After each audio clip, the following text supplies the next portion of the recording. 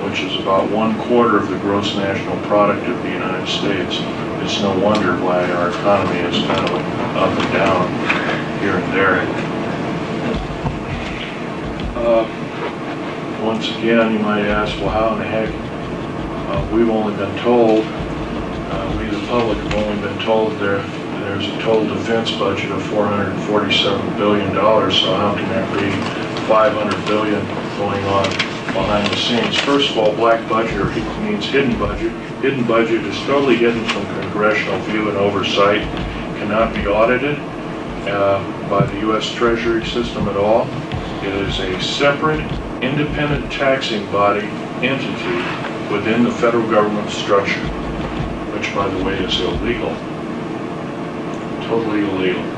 It's primarily financed by drug operations by the CIA and the NSA and the Drug Enforcement Administration, and now the FBI is implicated also.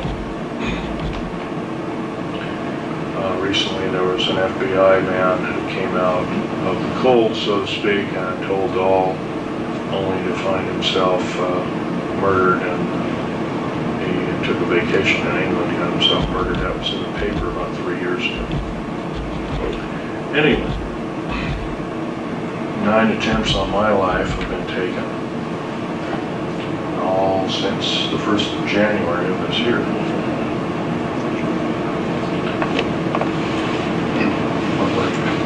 Well, I've been shot at, been run off the road. 3 times I've been run off the road, one of which is I'm a very good driver. I used to race cars for somewhat of a hobby type living. I used to race everything from Formula 1 on down, motorcycles and stuff like that when I was a kid, so I lived kind of on the edge all the time.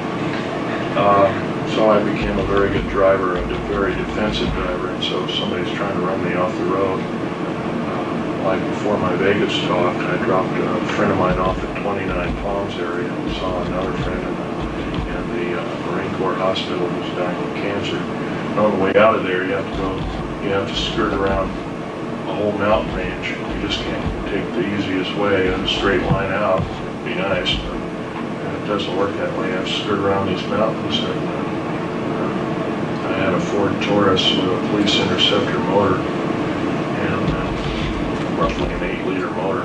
It's a real monster. And there were 2 long Ford E350 vans, and they all had Air Force markings on them. They all had guns, and they were all shooting, and they were missing. And I flew by them and took a picture of their, as a blur, I took a picture of them, got a very good picture of their license plate. And then they sped up and tried to squeeze me in this way, and then finally I just slid right in the middle of the road, and the road was just wide enough for basically one-way traffic. And one of them rolled over and kept going down for about 300 or 400 feet down a very steep ravine. The other one was a shallow ravine about 10 feet deep. And I just kind of peered over, got the hook of my seatbelt, peered over, and there was a big fire started on down there. I could hear people screaming, but I'm sorry, it's their deal. I just kept on going. That was one way. Recently I got shot at when I was with a retired FBI agent. We were going to go to a Patriot talk show down near Salem, Oregon. And I got shot here, here, and here. It's what's called the CIA cocktail. I don't have normal ribs after Dulce, New Mexico fiasco, where my ribs were burnt and cauterized, my fingers are burnt off of me, etc. I have a plastic plate in here, a nylon plate that has bumps on it, looks like ribs and everything. So those bullets just kind of lodged in this thick, 5/8" thick plastic, movable plastic thing on the inside, and that was dug out. And once again, here I am recuperating from another problem, and all because I'm trying to bring the American public and I love my country more than my life, otherwise I wouldn't be doing this ridiculous group of things by coming clean, but I feel I have to because the American public has not only been lied to, but when I was asked to, by the intelligence community within the Air Force to continue my operations and black budget work, stealthy work, what would I think if they said that I would be betraying the American public? I told them to go fly it, go stuff it or whatever. I says, I won't be a party to that. And I walked out of the room, and somebody tried to tell me to come back, and I says, out of my face, fella, you're on the ground. He would get out of my face and went on the ground. And I walked away, and went on and made a decision. And I'll stick by it. And that's why I'm here talking. I also want to get a little political sided here, although I don't like to. Right now we have an out-of-touch, runaway federal government structure that really doesn't care about the way you and I feel. They manipulate evidences of crimes, as in several instances, both in Waco and other. The Waco hearings should have been a wake-up call to most who were watching, even if they'd only watched a piece of it. It's once again proves the federal government structure is just running away with everybody's freedom, and they run roughshod over. They've actually become kings and queens over us, and our forefathers told us exactly what would happen if we took a certain stand, if we made laws to legislate God out of our system. We would have a similar problem. If we made laws or had too many people making laws within our government structure, we would have a similar problem that we're facing today. We're facing a form of tyranny and totalitarianism. Incidentally, you might want to throw a few statistics by you, and it's quite provable in a number of talks given recently, both by the United Nations and others. The United Nations is entrenched in our country. They're training our troops up.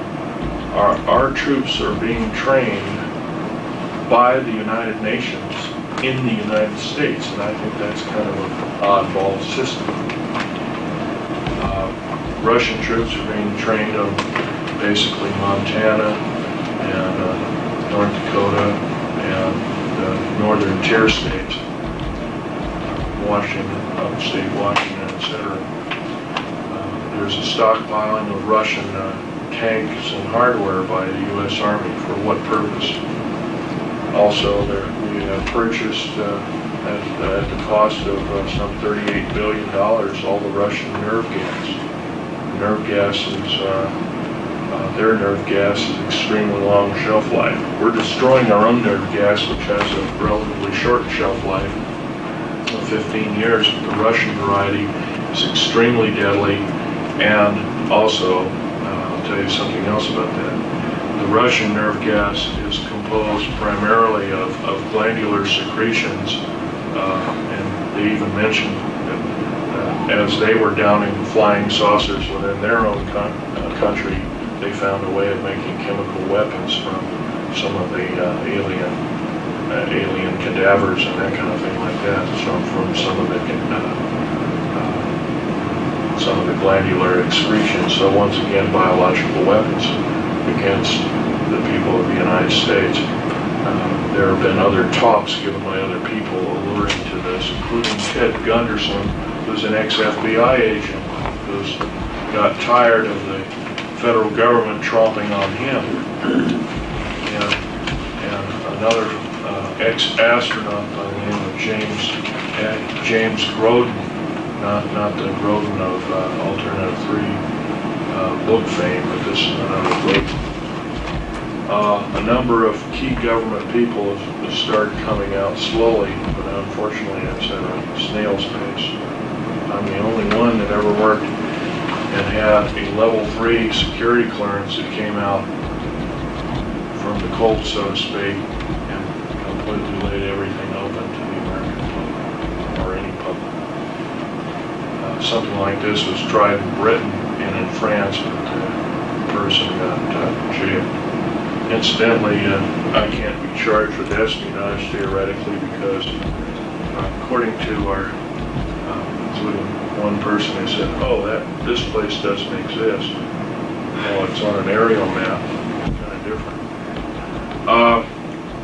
If it doesn't exist, then I'm just full of you-know-what, hype and hooey, so to speak, and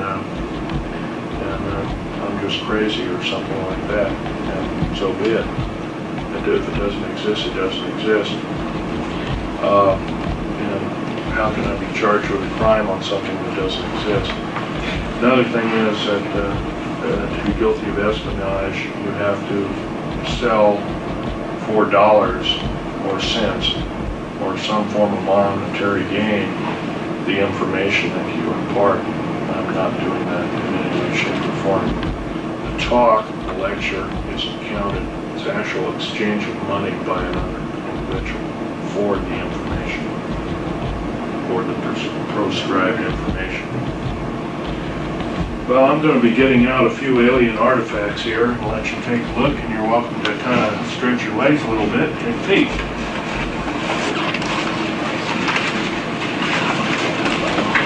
Clear off some of these things here so you can see them. Talking about, if you look at very carefully, and I'll leave my hand lens out for you to take a peek. By the way, when you use this hand lens, you want to get right up on the object like this. You'll see a line going straight through with the wood layers, the cambium coming this way as whatever went through it, burnt through it. It's very interesting philosophy. And there's another out-of-place artifact, or boom part, so to speak. This is another fossil. This is at one time a cave mushroom, a fossil plant. Something cut it absolutely perfectly, like a laser, cut right through the thing, and part of it slid off, and it later got perfectly petrified, similarly to the Hiroshima and Nagasaki atomic bomb test with a similar signature. Here's this petrified, instantly petrified garlic plant. Incidentally, this is 65 to 100 million years old. This is 105 to 130 million years old. And this is roughly 30 million years old. It has the exact chemical makeup and structure of quartz crystals formed on its surface, and on the internal structure of the plant itself, which the top part, of course, the sprout is all broken off. This is the sprout underneath it. And the quartz crystals are identical to material found at Hiroshima and Nagasaki after the three drops bomb.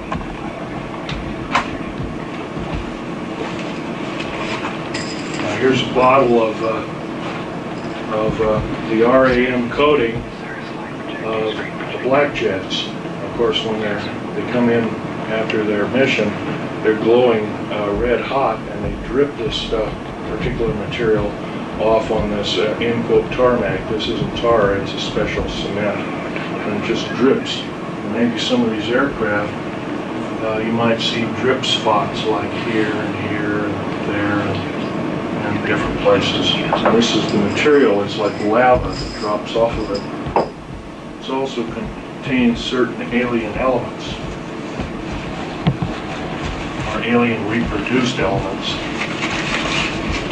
Here's a piece of fossil coral from Jordan, having a small particular non-fossil. It isn't a crinoid. Some of you might know what a crinoid fossil is.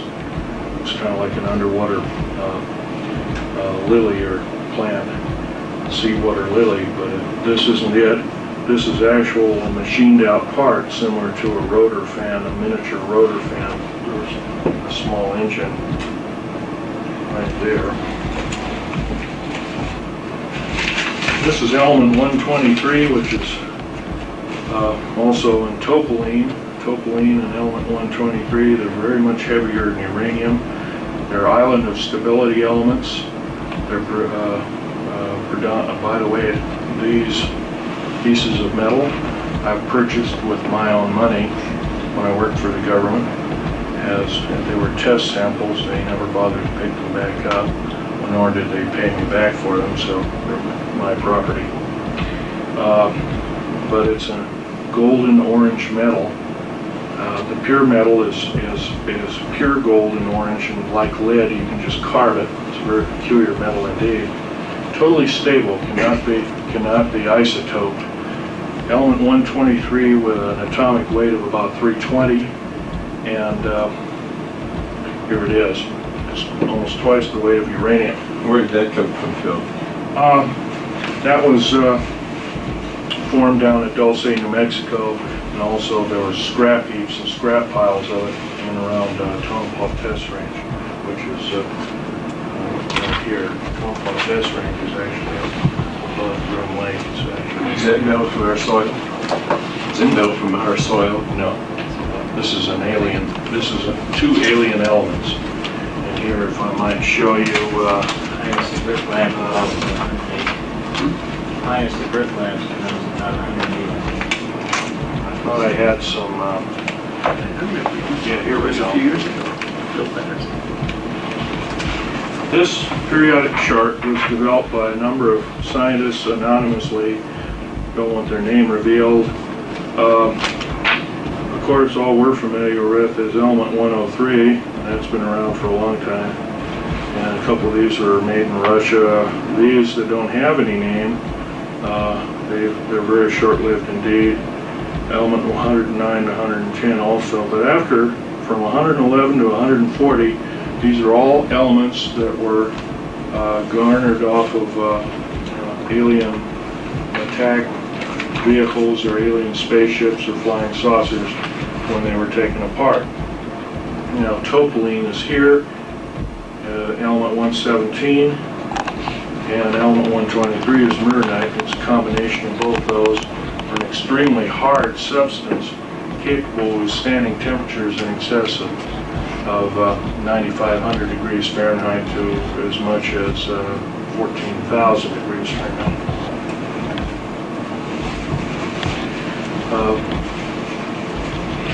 This piece of material is it's kind of in a fleur-de-lis pattern. This kind of material is lighter than lithium. Of course, lithium is number 3. Might want to point out it's number 3 on the scale. It's a terrestrial element, but this is somewhere between 2 and 3, between helium and lithium. It also is an alien element. It's what they call a mixture, an admixture element. It's extremely light, and it's used in the airframes of all black jets and F-117A, B-2, and B-1, B-2, and B-30, or the Aurora series. And it comes in a scalenohedrocrystalline form, which is alien. It's kind of a dead giveaway.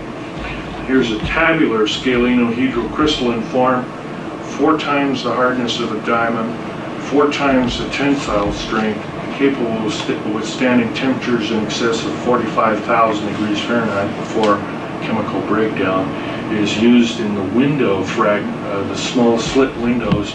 They're in the underbellies and the blackened out windows of the actual cockpit, although most of these pilots fly blind. They don't ever see anything from the ground. So this kind of that's also an alien material, and it is element, if I remember right, it's element 113. Here's another alien element formed in the confines of outer space. You might ask, what are we space shuttling with all our shuttle missions?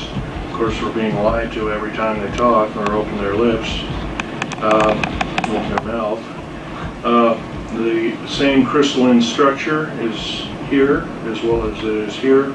This material is the hardness of a diamond. It's also used in the rotor and propeller shafts of propellered aircraft or rotored aircraft. It's also used in high-speed drills and other kinds of things like that, which are used to make holes in metals that cannot be touched with a welding torch. And this, of course, is that hunk of metal. And I have a real treat here. When I was 14 years old, I was with my father, who was talking to Sir Johnny Rawlins, Johnny H. Rawlins, who was a British naval sea lord, and he had collected some of the crash retrieval objects of the infamous Roswell crash, and these are actually little bits of the skin that have. And of course, you remember the skin, you couldn't bend it or cut it or anything. The way they did this, of course, they dropped liquid nitrogen on it, and they used a hammer technique of shattering it, and it became brittle. But once again, it's composed of nothing but alien elements, which are, by the way, we're not able to understand where this particular elements come from in the skin. It's the thickness of the sheets of paper you're writing on, and that's all it's needed to be meteor-proof and missile-proof and everything else. And these things have crashed, of course, and they've also been shot down by luck, predominantly not by skill. And I'll let you look at that, but you can handle these other things, but don't handle this. You say you've been shot down, Phil. How would they have done that with a Charge projectile? Charge particle and beam weapon, as well as a railgun. A reusable railgun. And That works, so like the shotgun, you spray it out. no, not really. A railgun is an electronic gun that shoots a projectile about 25,000 miles an hour, much faster than any rifle bullet. I'll have a question and answer period. You can come up, take a look at these artifacts.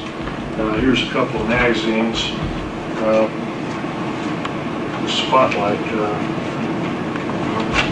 Anyway, here's the Alien Digest that got my friend killed. Here's some of my father's notes. Those are blanks there, but there's the famous Popular Science about secret airbase. By the way, if it doesn't exist, how come they printed it? Here's the Nazi saucer. That was done by Vladimir Cherzhirsky, who was a Russian space engineer of some fame. Here's the new periodic chart of the elements. You can go ahead and look through it. Incidentally, here is a unique piece of hardware too. It's an ordinary gold watch. The only thing unique about this particular gold watch is that it's a Waltham, but on the back, on the reverse, it's made in Montauk, New York. It just happened to be used by my dad in the Philadelphia experiment. And it happens to be keeping a rather accurate time. Anyway, I need a seat, and I'll let you look. Can we get one of those periodic tires? Actually, the heaviest is the Mernite, that kind of gold-looking material. Be very gentle with these. These aren't normal specimens. And one person handling one piece at a time. Can we get a periodic chart like that? Use some of those? Yes, I do. These are $4 a piece. Okay, I'll take one. And a year ago, these were secret. Above top secret. By the way, here's your. Thank you very much. Let's see what this is for you. They want to see the skin of the ship. After we take a look, I might ask you to take your seat, and we'll have a question and answer period, and then I'll wrap it up. Okay.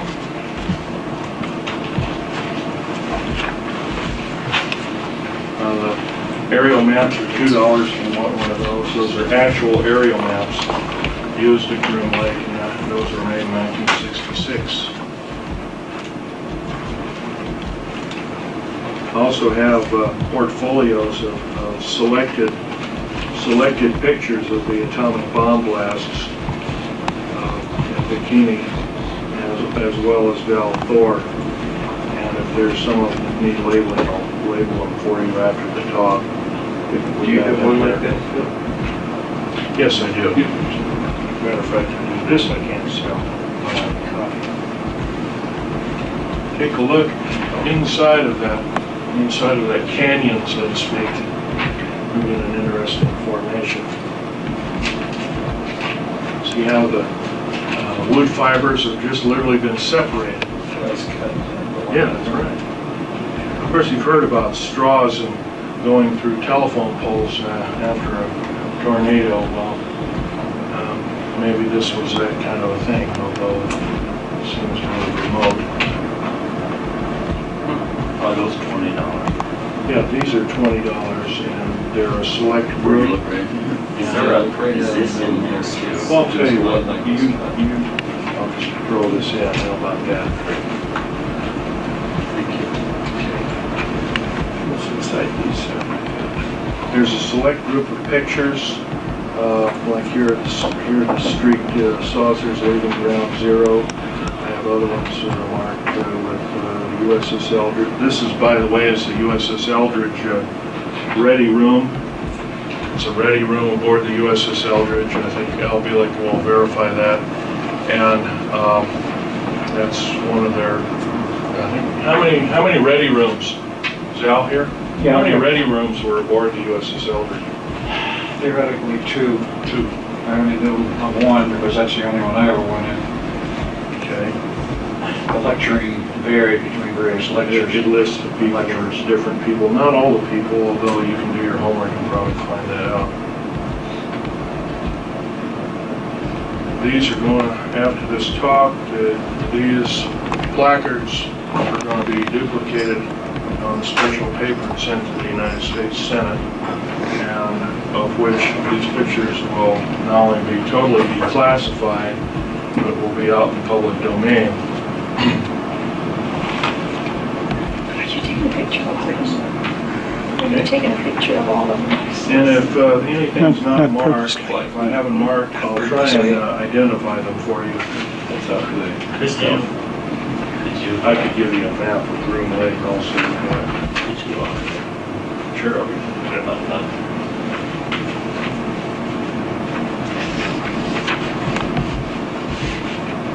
Again, doesn't work.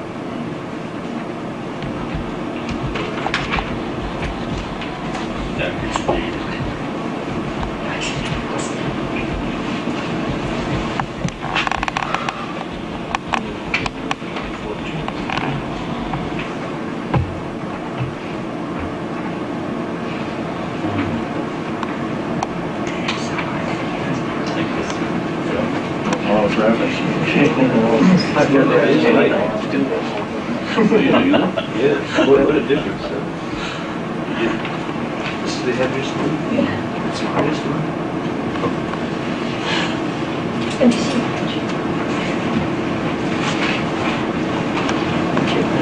What should you say, the 300 feet?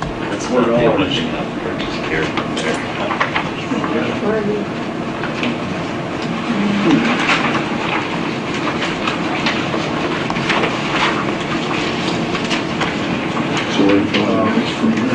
From here I give a couple more talks. I am uprooting myself. I'm probably going to live in Idaho. Want to go through a boat? No, I don't think so. I think we're going to go on. Damn, I kind of like the guy actually. This is the stuff that zips off of the stuff? Yep, it is. And what is that called? It's called RAM. I call them, the fellow who sent them to me, the Aurora drops, sent to me by the base commander, believe it or not. Because I did enough work on this, I helped do a lot of the engineering, aerospace application engineering. Anyway, radar absorbent material. This product? Incidentally, you can take your portfolios and copy the actual Joint Army-Navy Task Force language under those photographs, and that's the official language. I've stuck my own wordage. You have all that in there? You don't have all that in there. Yes, well, I don't have all of them, but there's a select group. You can look through it and see the different ones that are selected.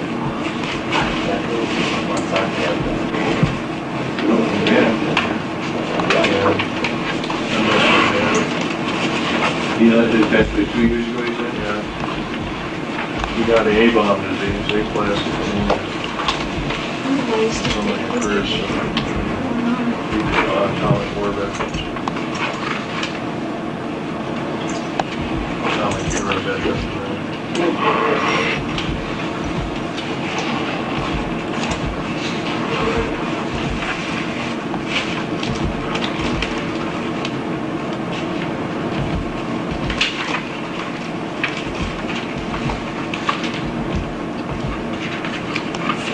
Pardon me, but I'm going to take a seat. My back and my chest still hurts. You want us to wait to ask questions? No, actually, we'll continue to look. I'll let these people write down the names of the. We'll start the Q&A here in about 10 minutes, 5 minutes, if you don't mind. Okay. Will you leave those out? I don't want them to video. I think you'll have to sign up for the video, and you may have to. I said I don't want to be in the video, but I want to see them. Oh, okay. Did you hear the lady? She doesn't want to be in the video, but she'd like to look at those. Go ahead. So when she's up here, will you shut your camera off? I don't. Which one is this? Right there. No, I mean, which event is this? This is right here, this one. Flying disc leaving ground zero, Joint Army, Navy Task Force on photograph, whatever he's supposed to watch. This was the Bikini Island. Oh, okay. Bikini Island. This was one. Boston. What date is it? 47? Yeah. July 1947. Piece of paper, I'm signing it. Walking away. And when I walked away, 29 other engineers walked away. We walked away in a group.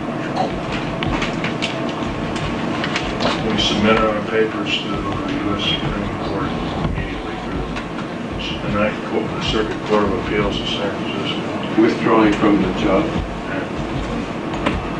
Department of Justice. Have they had problems like you? Oh, yes. Quite a few people come out in the open. There's another thing I might want to mention very briefly. How about cold fusion? Supposed Nobel laureate physicist. Of course, that was very quickly quashed because if cold fusion became a reality, we could make our own electricity in our kitchen. And make car batteries for our cars that would last forever and other kinds of things like that. Cold fusion, this is the chemical formula for the metal oxide used in cold fusion, which is very similar to the metal oxides in alien elements used in airframes of black jets. Earl? What? Does the average engineer in this country not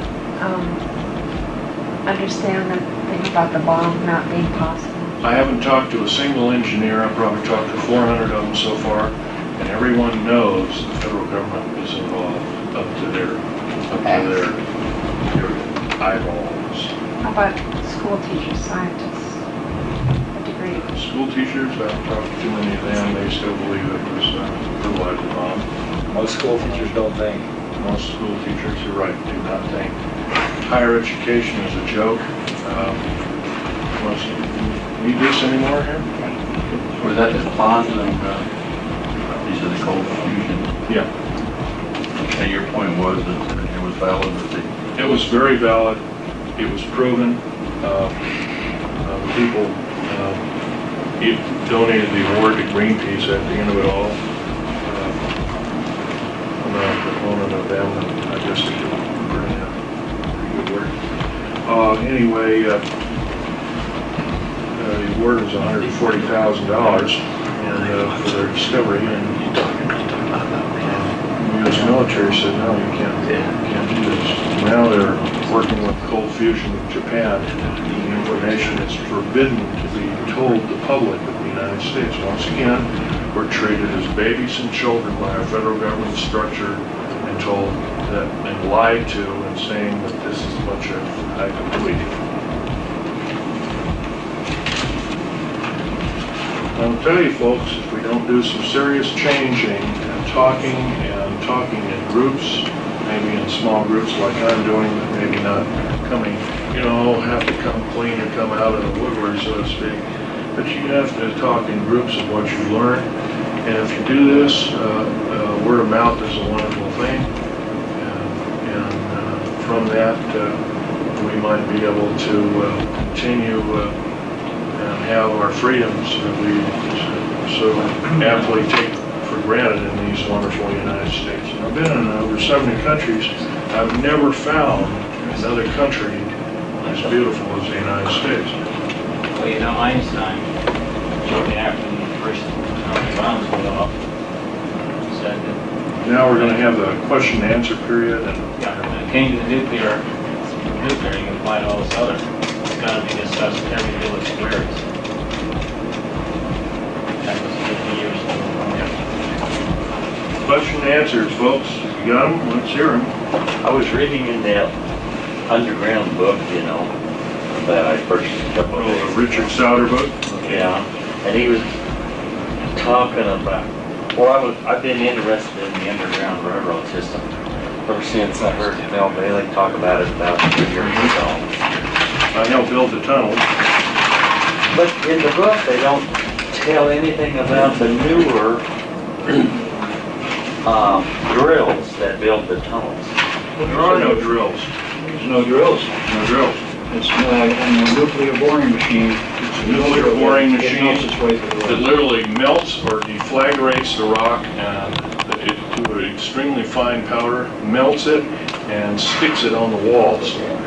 But he said in the book that he didn't know if they had ever went ahead and made that machine. Well, the machine's existing, but I can tell you even who Krupp of West Germany made the machine. He had no pictures of the later of that machine. What he had was more of the obsolete machines.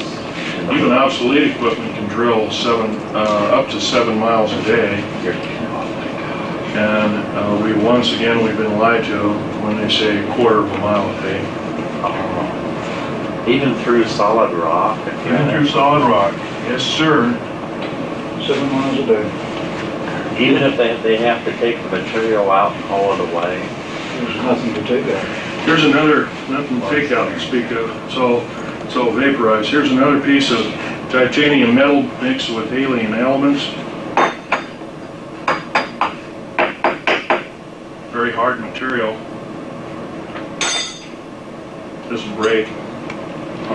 And it's used in all of the black jets, stealth aircraft.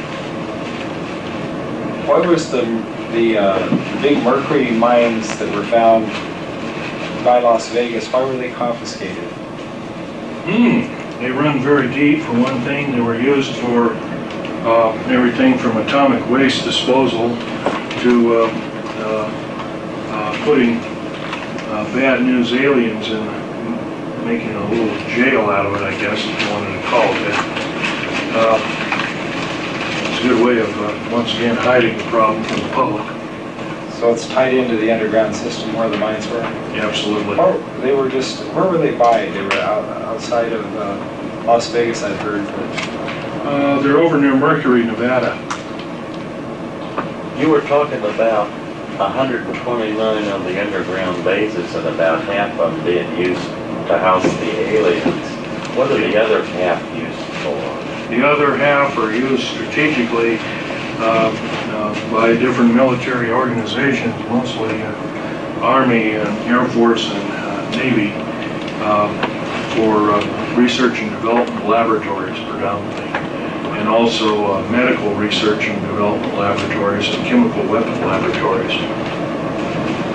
Once again, these bases have been built unceasingly day and night since 1940. And if you were to add up all the bases, all the cost of all the bases, it's pretty close to $2 quadrillion. How can they keep this so, keep the public so uninformed, Well, it's pretty especially easy. the people that live around the areas? It's pretty easy to keep it away from the public. They've done a real good job of it, with the exception of people like myself that come out of the woodwork, so to speak. The public believes the lie, the big lie.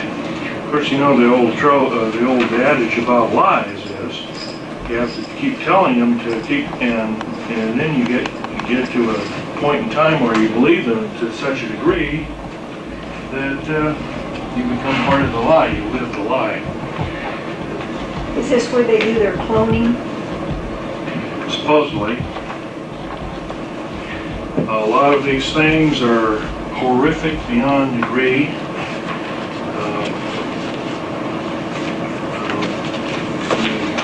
Traumatic events that I went through caused me to get professionally taken care of at Bethesda Naval Hospital, among other places. And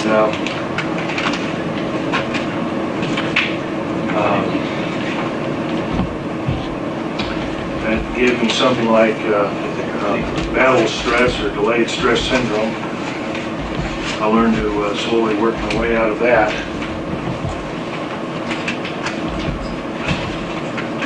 It was not easy. What's going on in Weld County, Colorado with them having a lot of changes and also having the most cattle mutilations in the whole world? Cattle mutilations are government-sponsored alien operations and have been since they were first started in 1967. Actually, they were probably going on much earlier. And the upshot of that was the glandulars, we allow the aliens to extract glandular secretions from animals, mixing them with their own. In exchange, we'll give them plutonium products for their drive, for their spaceship drives, among making alien elements for them, and they give us the biological weapons. Isn't that a nice, horrible scenario? This kind of stuff is bad news indeed. By the way, being a U.S. citizen in good standing, I can't stand it anymore. I think we can do better. And if our government officials will not keep, in other words, if they keep telling us the big lie, keep purporting the big lie, I think it's time we not only vote them out, we demand them out. We impeach them out. And if we can't do that, I advocate just what our founding fathers say. The federal government structure out of control is totalitarian slavery. And we must vigorously fight them out. And of course, the trouble is with revolutions, folks, they always end up killing their own people. And I don't advocate the overthrow of my government. But right now, my government is not in touch with me, or you, or anybody else. And it's kind of mood after that. What again was the number of estimated alien downed craft? Pretty close to 800,000 all total. As we speak, the Russians are shooting down 2 a day per province within motherland Russia. The Southern Hemisphere, 6 per day. The United States, 1 per day. And Europe, 1 per day. It's a full-scale invasion. Just because you don't see them over the White House. By the way, you wonder why don't they, well, Billy Meyer sees them, different, first of all, of the 11 groups of aliens there are, 4 of which are benevolent, 7 of which are very evil. Can you expound on the ones that are good or benevolent? Well, the ones purported by Billy Meyer are the Pleiadians, Pleiadians, from the 7-star cluster, the Pleiades. That's one of the groups. There's another group from the other side of Orion, another group from about 3,500 light years out, supposedly still with us. I don't remember their name offhand, but they're a very small individual, human-looking but childlike, but very large cranium, very large heads. IQs off the scale, and they can do no wrong. They're of the angelic type. They don't fly around with little wings or anything. By angelic, I mean that they can't do wrong. They physically can't Probably do what wrong. inspired Spielberg and They weigh about 30 pounds. E.T. movie. Probably inspired them. How about the fourth one? Well, the fourth one is really 2 groups, and they're extremely tall individuals. They're predominantly ocean, deep ocean. They live in deep oceans, and they basically harvest our minerals, and then they're kind of, you can see, they're always in oceans of below 20,000 feet. They're these 2-tiered antennas found, and of course our submarines have found them years and years ago. In fact, during World War II, some submarine warfare and encountered several at very shallow depth. They didn't know whose weapon or whatever they were. Are the aliens our biggest threat, or is our federal government the biggest threat? Both are our major threat at the present time. It's bad enough we have one, well, that little two. Does Wolf County, Colorado have an underground base in that area? Colorado has 3 underground bases, one at DIA. I believe what you mentioned, what was it, Weld? Weld County is the biggest, one of the biggest counties in the United States. I believe it's in the northeastern section of that county, if I remember right. I'd have to look at a map. I can identify every base on a map. I have the latitudes and longitudes of such bases. By the way, if I mention that does entail espionage. If I mention all of them, and I cannot do that to the crowd, and I want to keep on talking as much as I can. So that's one thing I promise to do, but I have to break my promise, and I'll tell you that it's wrong in admitting that. I encountered something when I was back east. I could look for friends up there. You'll have to speak, otherwise. I visited Minnesota. I was coming back and I decided to take a different route to get off of the interstates and take US Highway 36 across northern Kansas. And about 20 miles from the Colorado border, there was suddenly construction. 36 was completely cut off. And the detours went right around, and I didn't do that. I just went down in front of I-70. Over that area, about, I guess, 15 minutes later, I saw strange formation clouds in perfect chrysalis. And I was convinced there's something very active. And it was usually cut off the U.S. highway.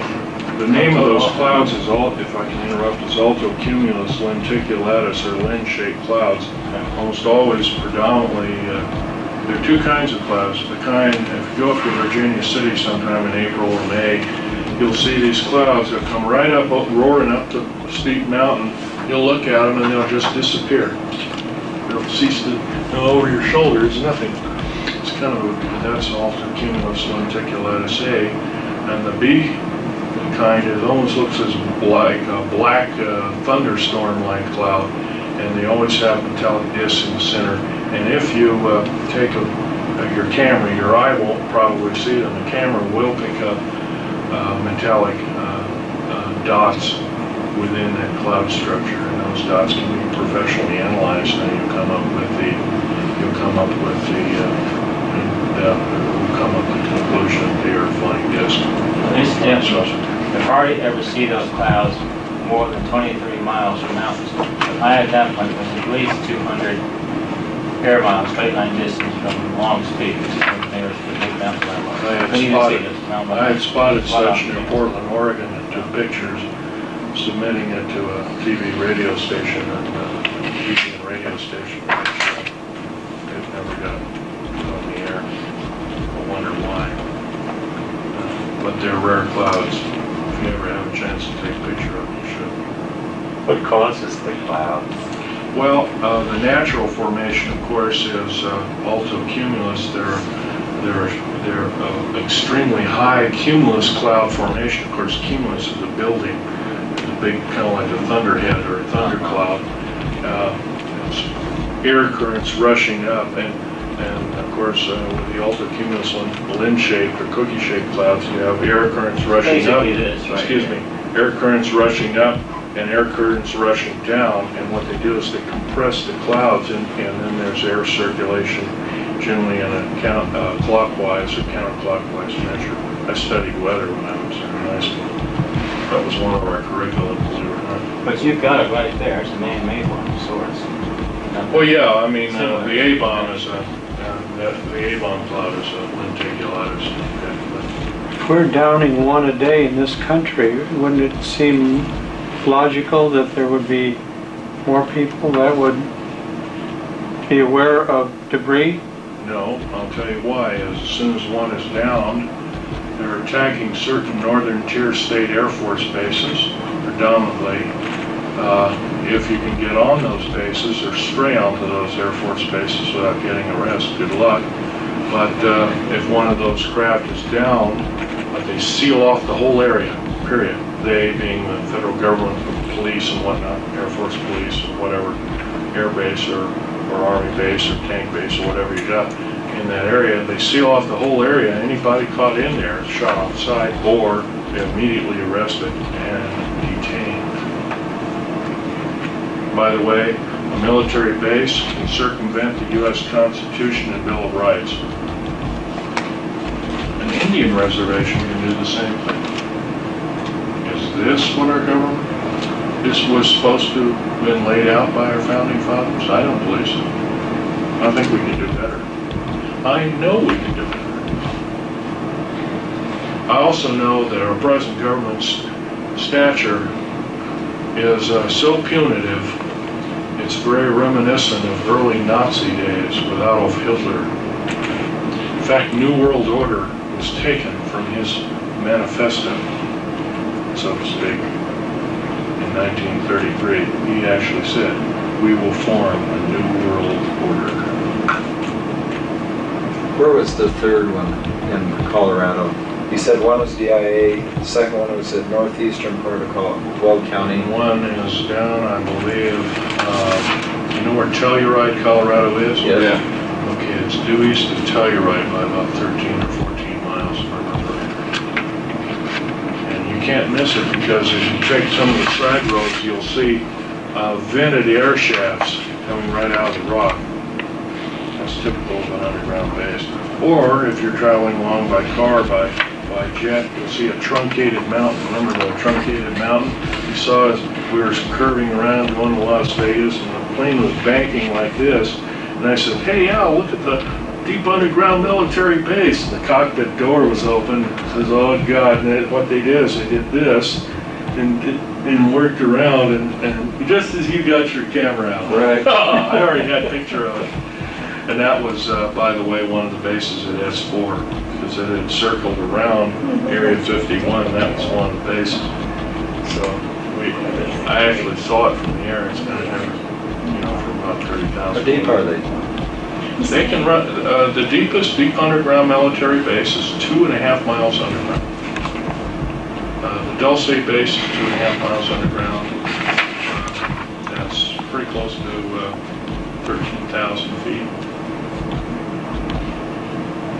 5,280 feet make a mile.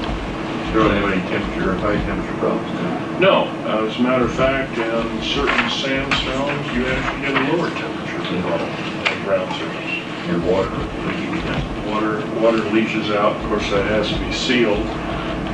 Protective sealant, very difficult. 10 cases. By the way, this ring I'm wearing has a sapphire. When you blow mountains apart, there's sapphires in mountains.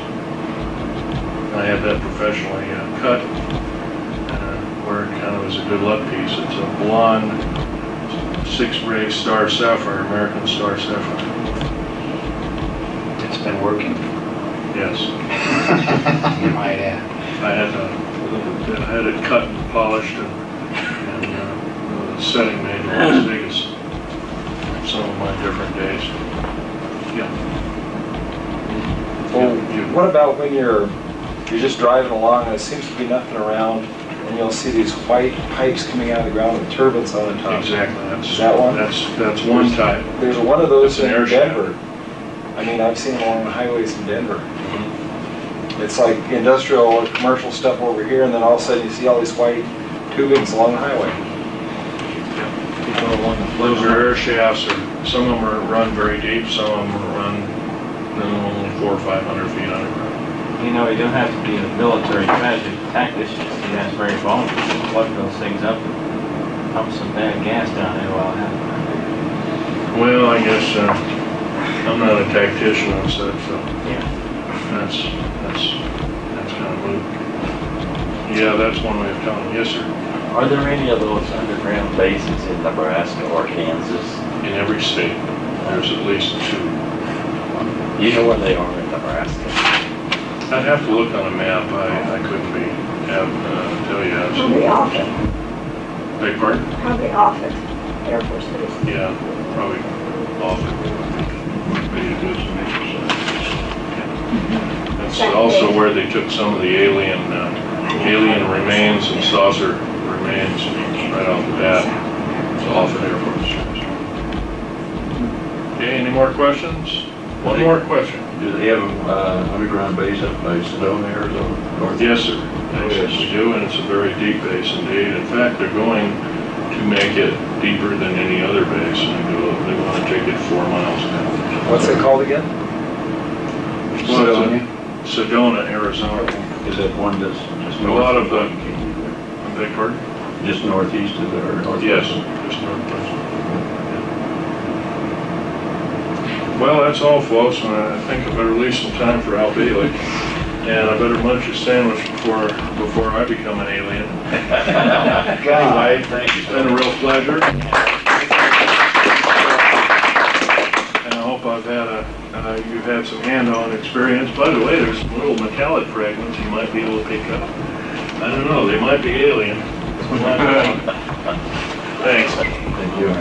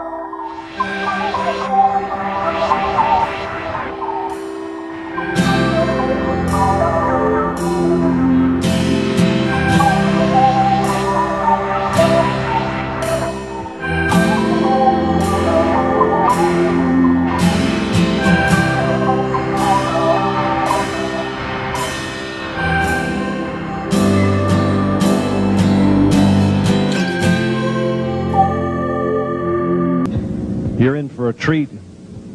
Phil Schneider has 17 years experience working in the government black projects. He carried a level 3 security clearance. He's a former government geologist and engineer in the black projects, underground bases at areas 51, S4, and Los Alamos. He's going to expand your mind here this morning. Please welcome Mr. Phil Schneider.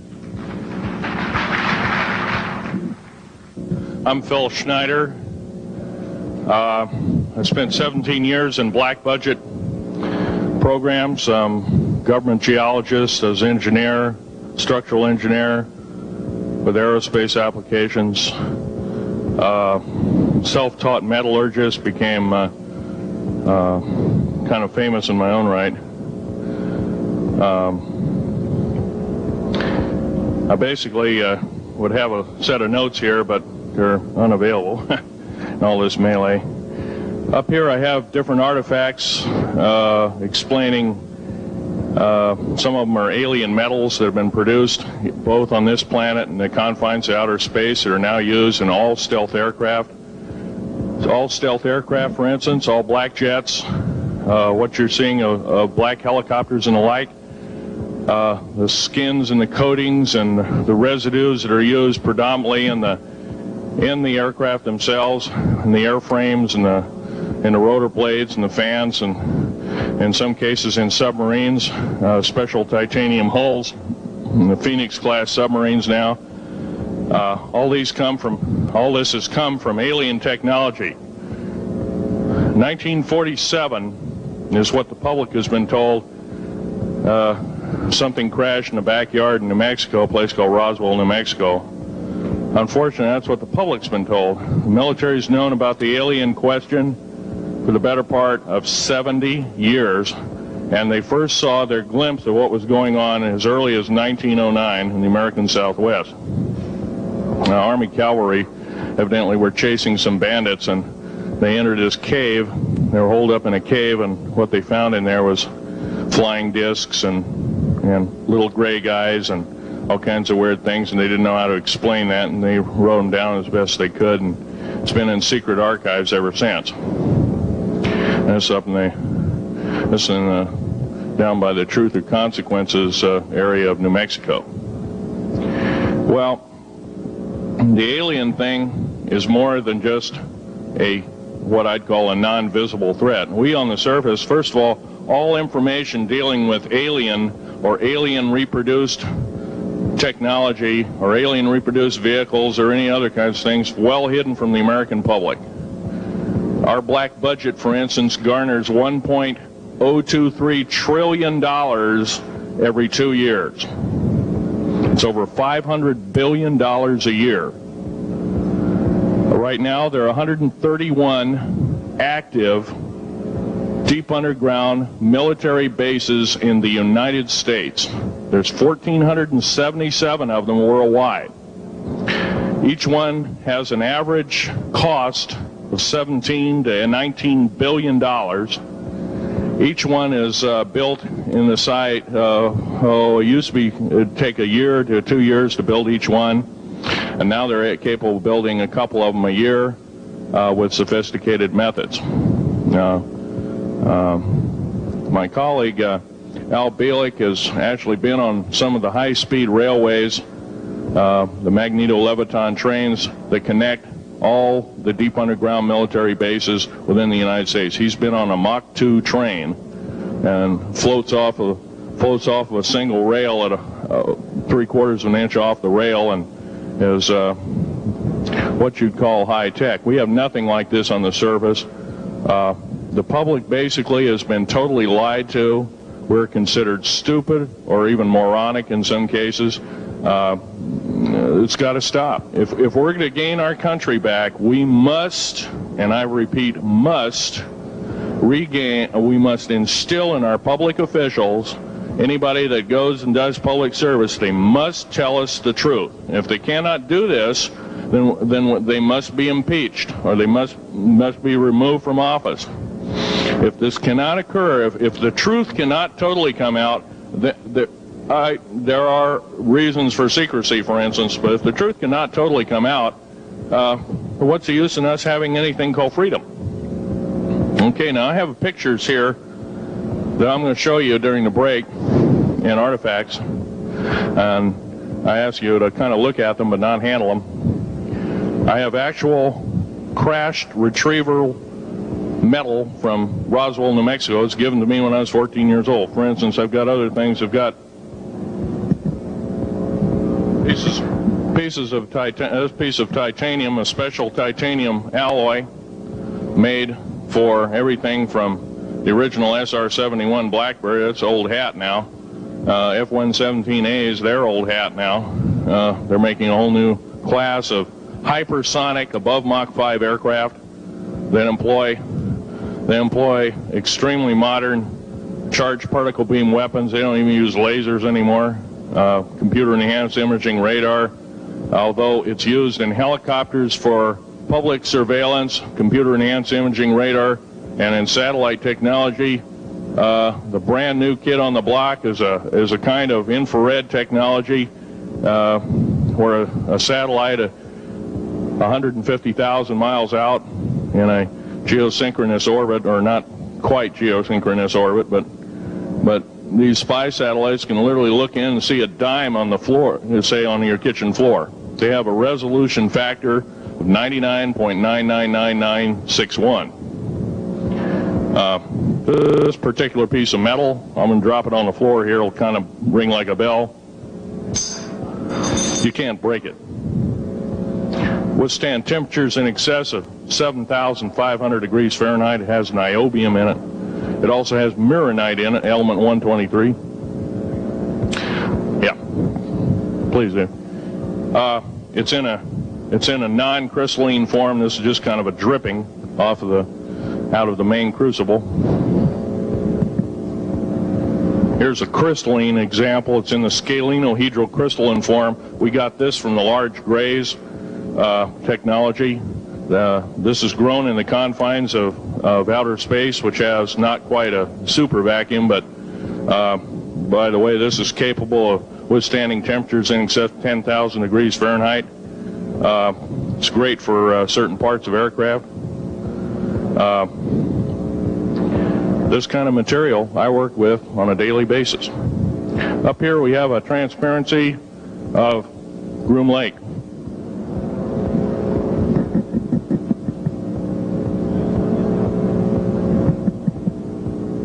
Groom Lake is where the infamous Area 51, S4, S2, a CIA base, it was originally a bombing range, a nuclear test site. It was later become the most secret base in the United States. It employs over 18,000 workers who work in shifts of 12 hours at a whack. Most of them work in the cover of darkness, like us. We built 9 underground military bases there, each with an average capacity capable of basically a city underground, roughly 4¼ cubic miles hollowed out underground. They have boring machines, for instance. They don't bore, they literally vitrify and melt the rock, deflagrate the rock. It's a very sophisticated laser melting and deflagrating system. It reduces the rock to a powder and then melts the remaining rock as a coating on the inside of the base, so you don't have to use gunite cements and other kinds of things like that. That's all old hat now. Technology is just basically, the new technology we get is the old hat of the military. I'm going to be real brief about it. I carried a level 1 security clearance, the Rhyolite 38 factor. There are very few of us, there's nobody except myself, to my knowledge, talking like this. Nobody. I'm breaking the law. I'm breaking world as well as federal law, coming out and even talking about this to a group of people. I love my country more than I love my life. 2 weeks ago, I was shot in the shoulder.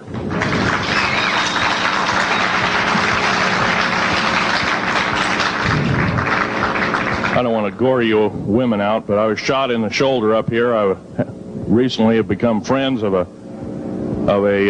retired FBI agent who took me under the wing. He says, I've never seen a person braver than you. And I said, well, there's more coming.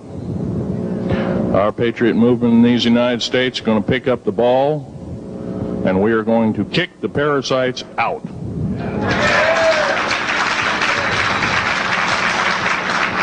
First of all, George Washington and Thomas Jefferson, a few other founding fathers, Patrick Henry to mention a few, all had visions that these United States is going to live 700 years from where they were standing, and that was somewhere around the late 1700s, early 1800s.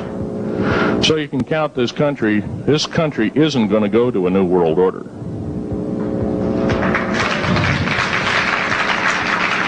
I believe firmly in constitutional law. I'm not very well skilled in it, and that's my embarrassment. But I'm going to be real blunt about it. The government that is now instilled in ruling over us are ruling as we're serfs and they're the kings and queens. Now, that's a feudal system. That isn't even a democracy. We are now being ruled by an autocracy and a technocracy. In other words, technical knowledge as rules as king, with a feudal type system. Feudal systems haven't been used in the last 350 years, and they're coming back like gangbusters. If we are complacent, if we do not speak out in droves, and I'm not just talking about me, I'm talking about a bunch of us getting together and getting on the stump and loving our country more than we love our lives, getting on, some of us are going to get killed. I almost got killed a couple of weeks ago. Hadn't been for an FBI, a retired FBI man who risked his life, his career, everything, put it all on the line, and he didn't know me from Adam. A week prior to that, he listened to one of my tapes I gave up in Post Falls, Idaho, and I'm going to be very blunt about, he said that we need a lot more of you, but unfortunately we're not getting anybody. Well,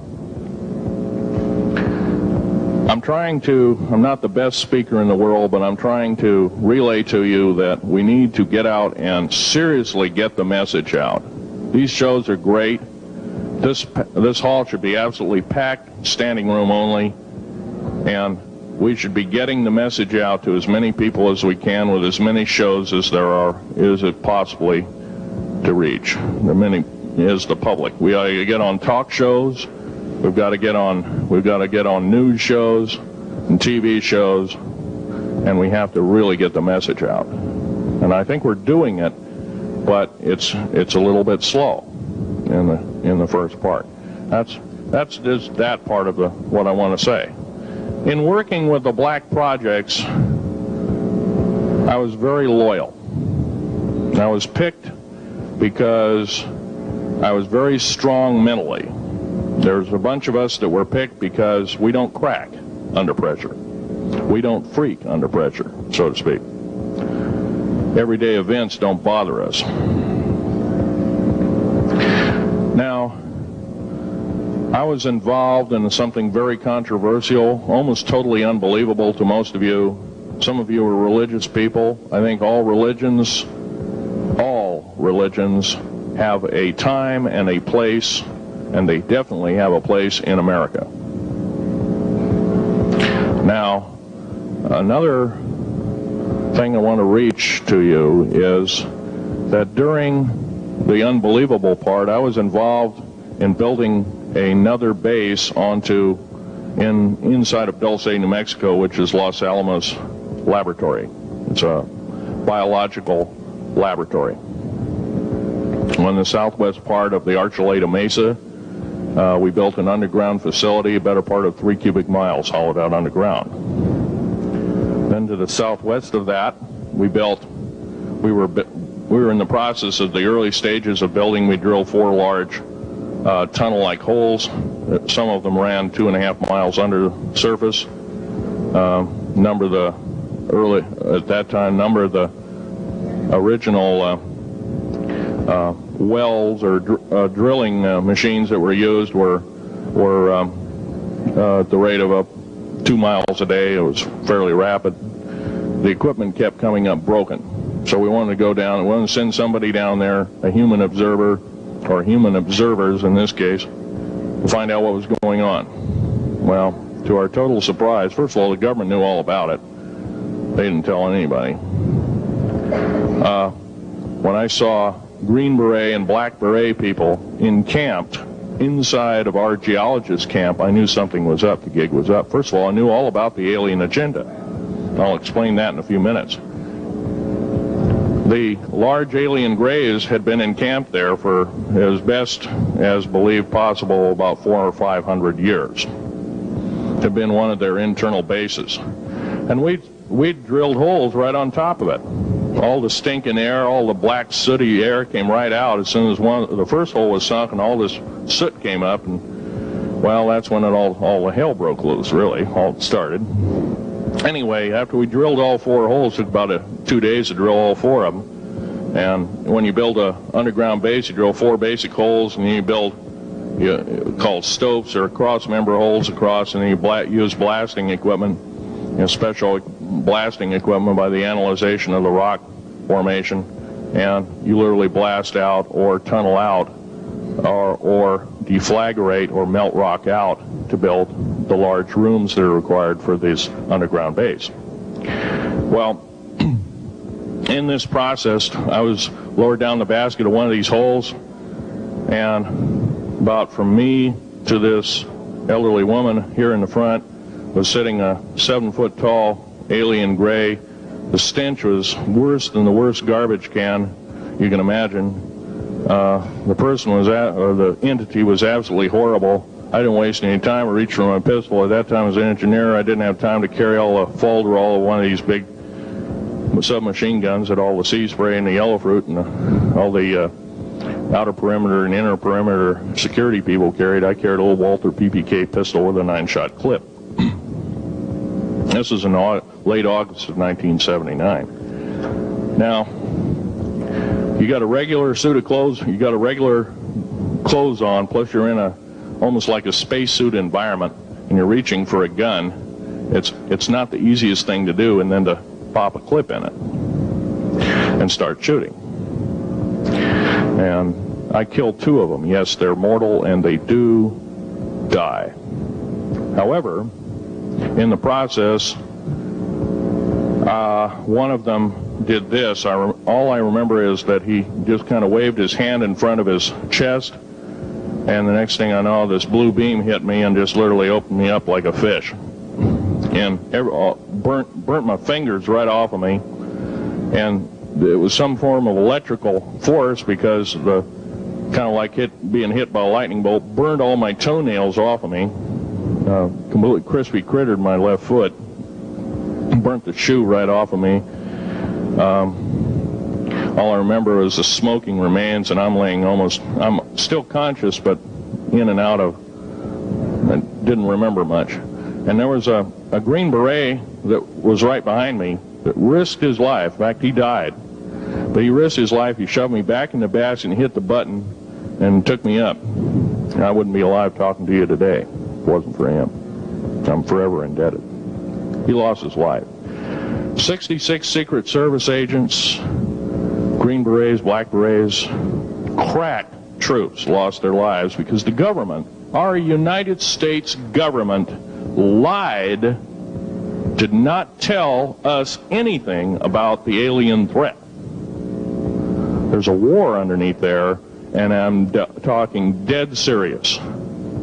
It's been going on since that time. Since late August of 1979, our military, the Russian military, basically the militaries of the world, have been in constant conflict with the outer space alien. The small gray, the large gray, the reptilians, the whole thing. There are 11 distinct races of aliens. 2 are benevolent. 1 had to leave here in a hurry because their world is under attack, both on the surface as well as underground. They're the Pleiadians. They're familiar. Maybe some of you are familiar with that. Would some of you raise your hands who've heard of Billy Meyer and some of the, very good, about half the group. Well, Billy Meyer is one of these lucky people that they figured, well, he's kind of a simple type, we'll show him everything. Well, these are the benevolent aliens, and they've been here helping us. In fact, I have a picture, let me reach for it here.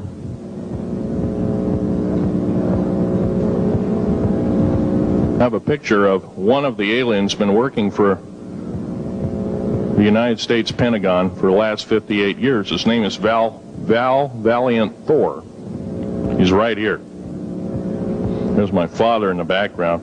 This whole place, the ready room of the USS Eldridge, Al Bielek has probably explained, or maybe even shown you this picture. There's a list of some of the notable people in it. They're all the atomic bomb scientists of the day, all the time variant experimentalists of the day, all the top physicists of that particular day. This was in August of 1943. Now this guy has not changed one iota in 58 years. Started work, he came here, crashed here or whatever, whether he's under duress or not. He started work for our U.S. Navy and military operations in 1937, either 37 or 38 is what I've been told. So it's for 58 years, this man's been employed, probably under duress. If you don't do as we say, we're just going to use you for alien bait or something, I don't know. But anyway, he basically hasn't changed. He lives for 490 years, is what he says his lifespan is. Now, he was supposedly a semi-benevolent, he's a human-looking type person. He has 6 fingers and 6 toes, and he's got one oversized heart, one lung, giant lung. His blood vessels are bigger. He's got copper oxide for blood, similar to an octopus. His brain capacity 300 centimeters greater than ours. He has a thinking capacity, IQ, if you were to measure it, be totally off the scale, be about a 1200 IQ. He speaks 100 languages fluently, alien as well as others. He's a remarkable person. I had a chance to meet him one time. Now, by the way, he doesn't shake hands. He was kind of in a spacesuit because all aliens, regardless benevolent or otherwise, they're carrying germs and diseases and bacterium in and on them that are deadly to us.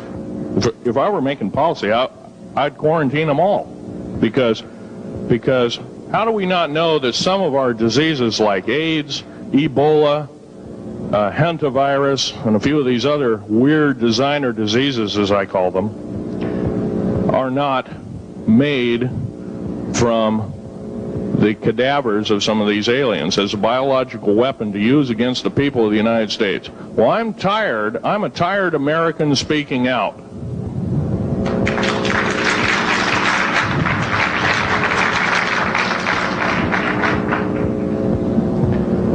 Now, what I'm telling you is kind of almost like a brain overload here. Back in 1946, we set off a number, actually 4 atomic bomb tests at Bikini Atoll. It's a group of islands in the South Pacific. I have an original photograph here with original language on the photograph that shows there is a large alien spaceship off a wingtip of a United States aircraft. It was a drone aircraft right at the point where the bomb was beginning to show a neutron flash cloud. Here's the bomb going off. Here's the airplane tip here, and here is the alien spacecraft. Now, in 1947, questions later, please. In 1947, after Roswell debacle, our military got before the U.S. Senate. They were hauled before the U.S. Senate and says, what's going on here? Well, we didn't know anything about discs until this happened. It flopped in our backyard. Total lie. They lied to the U.S. Senate. They should have been prosecuted as traitors. Anybody lying to a United States Senator or House of Representative, any Senator or House of Representative person, President of the United States, Vice President, any cabinet member lying to the American public is a traitor and should be dealt with in an appropriate fashion. This is actual proof, positive, that this occurred in 1946. Now, U.S. military knew all about flying discs, and flying disc technology is thoroughly early as 1933. Of course, we remember the Germans did too, the Nazi Germans, Hitler and all their bunch of people.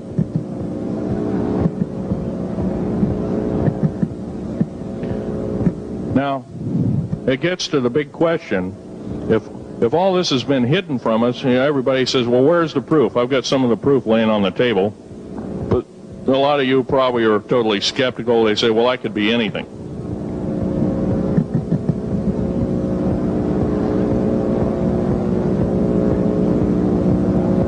In my hand here, I have a piece of what's called corbamide. It's the heaviest element in the world.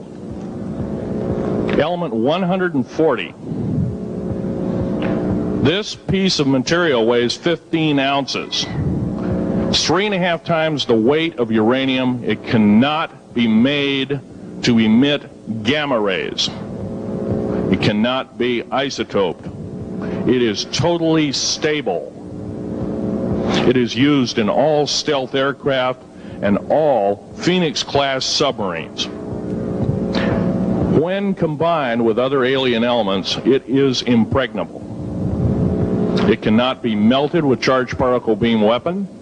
When properly combined in secretive compounds, it can withstand temperatures in excess of 10 million degrees Fahrenheit. It is grown by aliens who have given a good...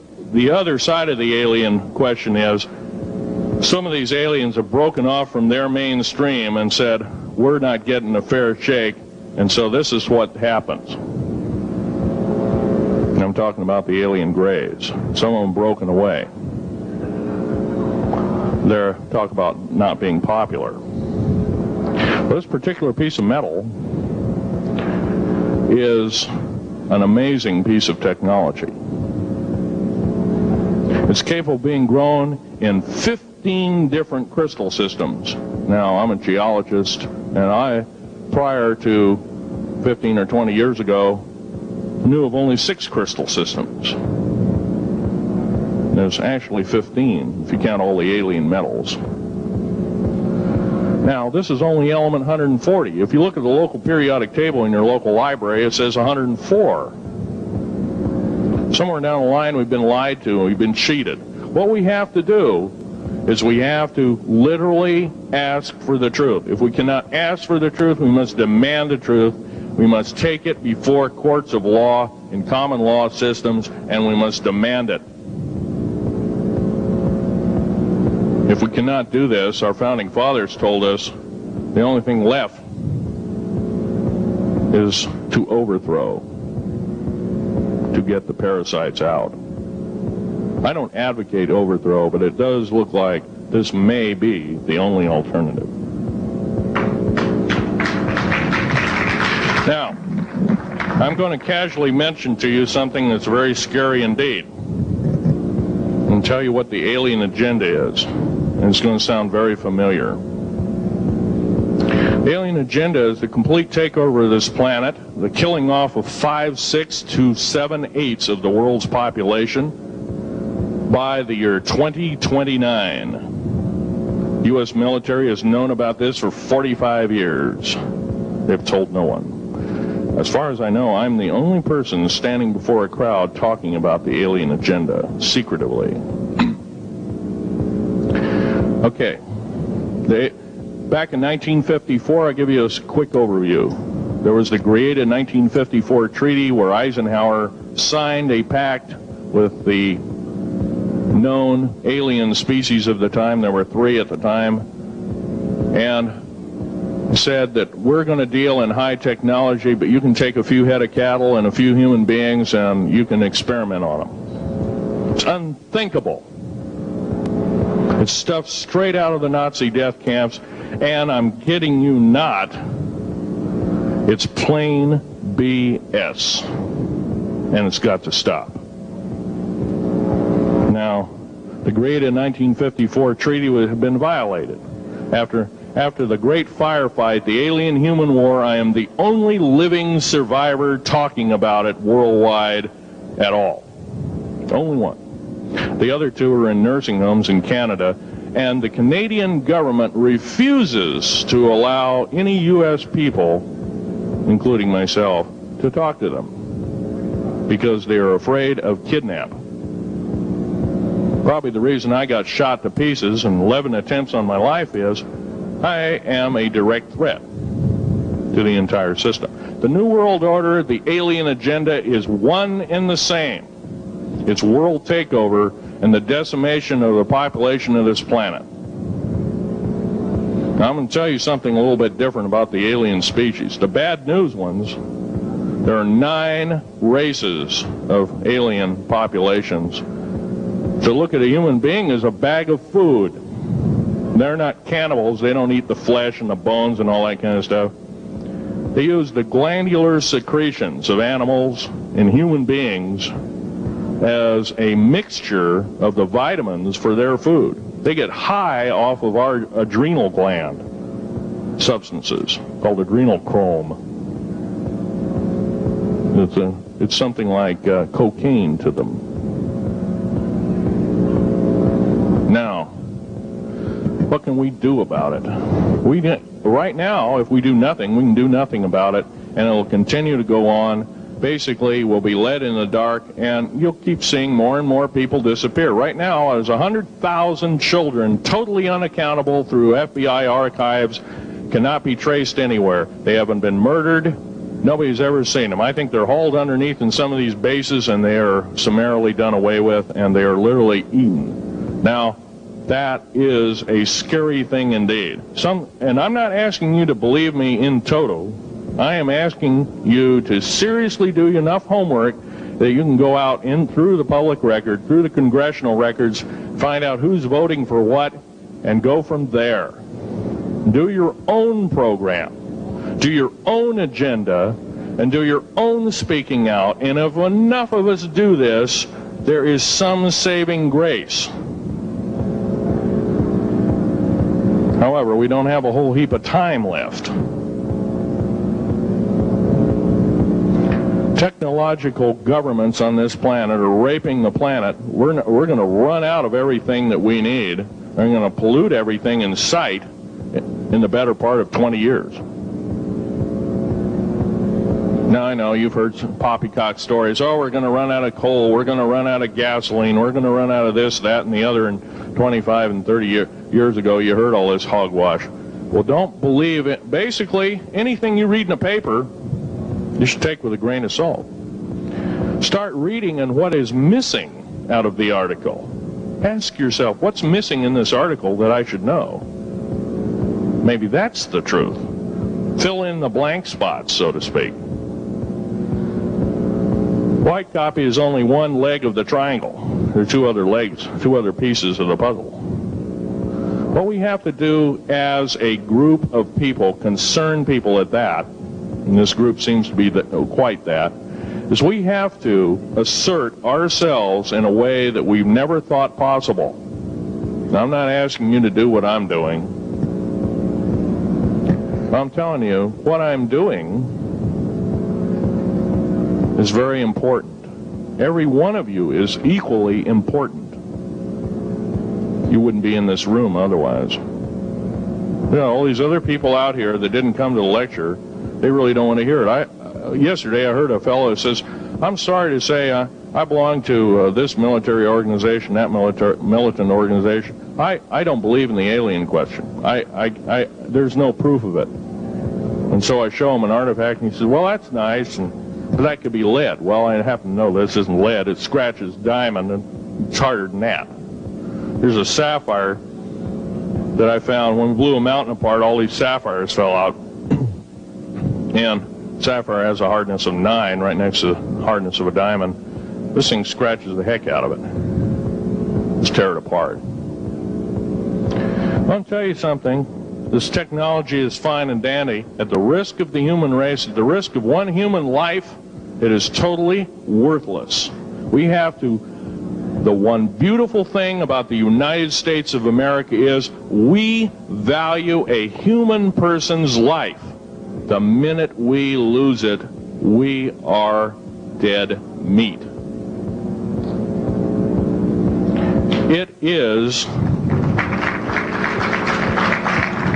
is tantamount that we get back to constitutional law, and for our officials not to believe in it or obey it. First of all, for a politician to say, well, I believe in the U.S. Constitution, but I believe in gun control. You can't be a master of 2 houses. It don't work. What you must do is tell that politician you are disobeying the Constitution of the United States that you're sworn to uphold, and you are in treason territory. Think about what you said. You have 30 days to make that apology. If you do not make that apology, you are a treasonous individual and should be prosecuted.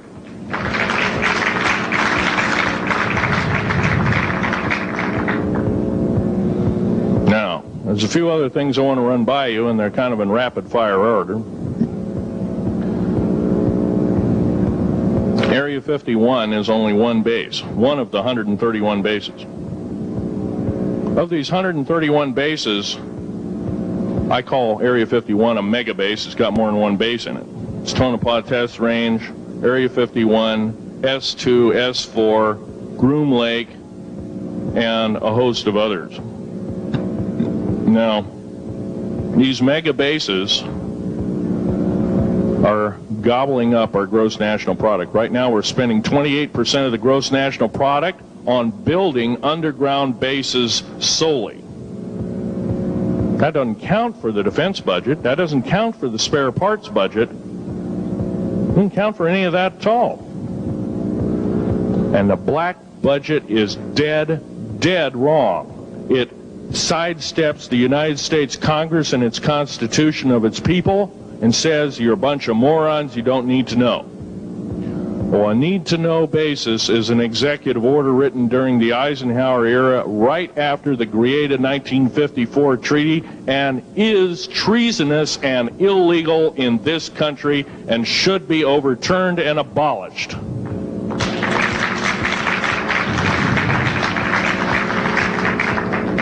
Now, I believe in military preparedness. I believe in military secrecy to some extent. Because there's always going to be spies out there, and there are always going to be people that want your hunk of territory, your house, or your ground, maybe even a country like that. Yeah. Most of us remember what this crazy person in Russia, Zhirinovsky, had to say. We want Alaska back. Well, baby, you're not going to get Alaska back without a horrendous fight. Alaska is my land. I was born here in these United States. I have risked my life and limb for these United States, and I love my United States more than my life. And I will defend these United States against all foreign powers, foreign and domestic. Now, every one of you in this room have probably, to some extent, minor or major, done just that. And that is what this country needs. Patriots you are, patriots you are becoming, patriots and Constitution builders you must continue to be. Now, all this alien thing is fine, except for one thing. The alien takeover is a serious threat. Kept totally out of the public view, off the surface, I'm sure the underground bases, without question, are being used as a place to house alien takeover. Alien takeover means the implementation of a one-world government. Direct opposite of constitutional law, direct opposite of freedom of choice, freedom of religion, other freedoms that go with it, right to bear arms. We are the militia of the United States. Every single person who believes in the Constitution of these United States and its Bill of Rights is a militia member. Are we going to tolerate what we've heard from Ruby Ridge? Are we going to tolerate what we've heard from Waco? Are we going to tolerate that a fertilizer bomb blew 6 sub-basement floors? And I'm telling you something about sub-basement floors of a World Trade Center. They're 29 feet thick each with 7 kinds of rebar reinforcement. The only weapon capable of doing such destruction and melting the concrete and extruding the rebar and the I-beam steel up to 6 feet in length longer than it originally was and melting the ends of it is a nuclear weapon. Now, the people they have in custody as fall guys may have been able to produce weapons and bombs and kill rabbis in New York, but I hate to tell you this, they did not have anything to do whatsoever with the World Trade Center bombing.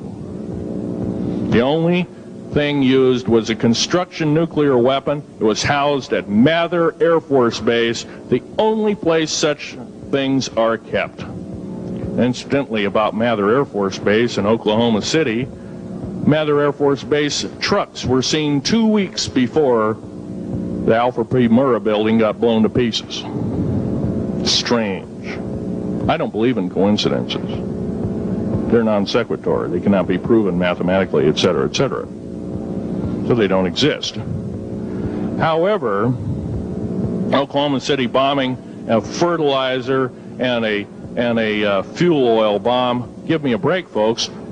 You can blow that one by my ears, but I'm not a dummy, and neither are you. Neither is anybody in this room. We've been lied to, and the lies have got to stop, and they must stop immediately. If our public officials cannot tell us the truth, then they cease to be public officials, and they are automatically guilty of treasonous acts and should be tried and convicted, and if necessary, jailed, whether it be house arrest or otherwise, before they can do any more damage.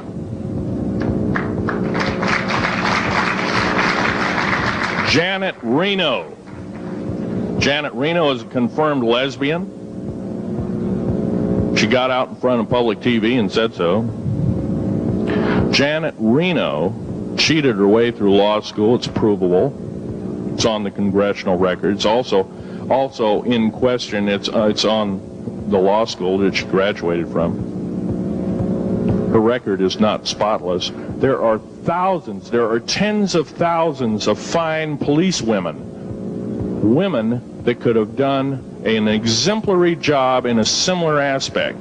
Janet Reno is a murderer of our children and should not be tolerated to live. Those that murder children, those that abuse children, those that sexually abused children should not suffer to live. The CS gas that was poured in onto the Waco complex of Mr. Koresh, CS, by the way, stands for cesium. Cesium is an atomic element. It's an isotope. It's a radioactive compound. It is deadly to people under the age of 10. Take one breath and their lungs are singed and they die in 72 hours or less. They poured that gas continuously for 48 hours on that compound. No, I don't believe in a lot of things.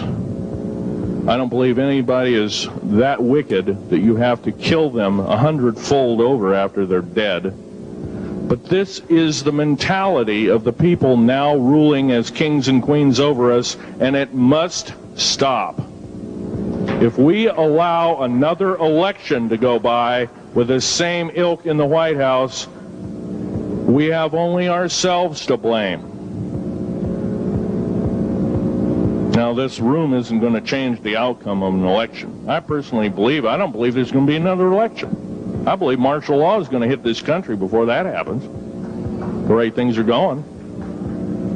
Because we refuse to stand up, we refuse to literally get out and risk our lives in talking. Now, some of us got jobs and families and great responsibilities, greater than I have.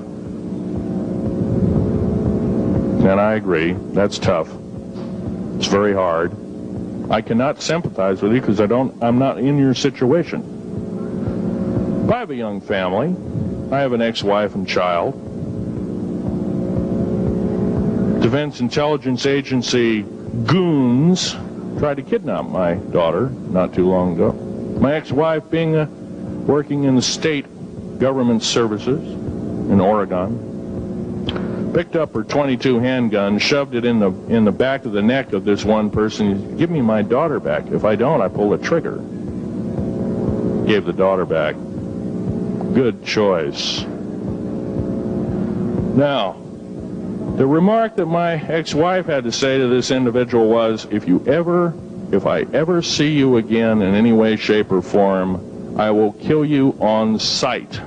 You're an abuser of children, therefore I suffer to you that you should not live. By the way, she threatened a federal agent. She should be in jail, blah, blah, blah. Nothing like that's happened. These people don't want publicity. I shot a federal agent 16 days ago. Shot him dead when I was bleeding to death with a shoulder wound that he'd shot me. He had shot at a retired FBI agent who theoretically carries the same covering as a Secret Service agent. Got protection forever. He's a cop forever, federal cop forever. Now, that doesn't mean a whole lot. I made a report and went to the FBI. Do you realize, you know what they said? They said, things like this happen, Mr. Schneider. We don't either believe you, I'm using that as my own italics, or we don't give a damn. Now, something's wrong here. I'm not reading this right. I defended myself to the best of my ability. I was hoping I could go through life without doing such a thing. And maybe some of you have actually defended your own life in a similar fashion. It's very sad you have to shoot or kill somebody. Maybe some of you were police officers and have had to do the same. And I don't know if you ever kill a human being, you're never the same as a person who never has killed a human being. It is with you for the rest of your days. Whether you do it in war, whether you do it in murder, whether you do it in self-defense, you have taken one of God's holy creations off this planet. And there is a void there. And I feel that, and I'm very sorry for that. But I had to defend myself. Otherwise, I wouldn't be here. My message must continue. I'm doing it on my own money. And I'll continue to do it. As long as it takes. As long as I've got to live. I've got cancer. I'm dying. The radioactive substance that I got hit with in 1979, late August of 79, it's a similar form of aplastic anemia. It affects your blood and your bones. My bones are extremely brittle right now. No cure. The government never told me about that, by the way. Now, to sum up everything in this talk, there's going to be a few questions. I'll answer as many as I can for the next speaker. However, I want to sum up and say that every one of you in this room is a participant in secret things, and you're very brave indeed, and you should all turn around to one another and shake each other's hand and say thank you for being here. Would you please do that and greet your neighbor?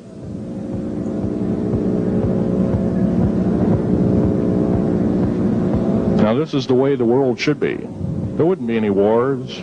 There wouldn't be any strife. Or if there was, it could be settled in a peaceable manner in a handshake. And that's the original American way. And I believe that way is still there, however remote at present time. Now, I'm going to sum up this talk and mention an overview of the alien agenda. The alien agenda is completely decimate the planet, to take the remaining human subjects as slaves, and the aliens would use this planet for their own means. Number one, this cannot be allowed to happen.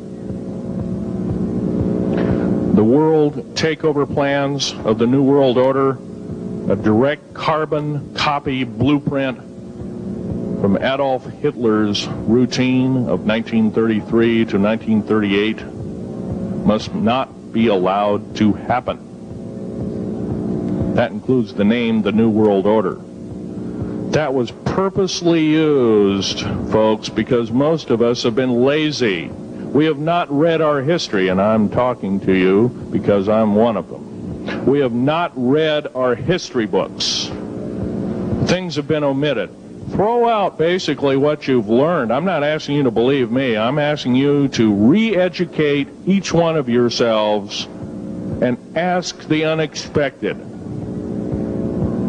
of your public officials, of the people around you, your teachers. I'm not asking you to question authority. I'm asking you to question the teachers of this authority.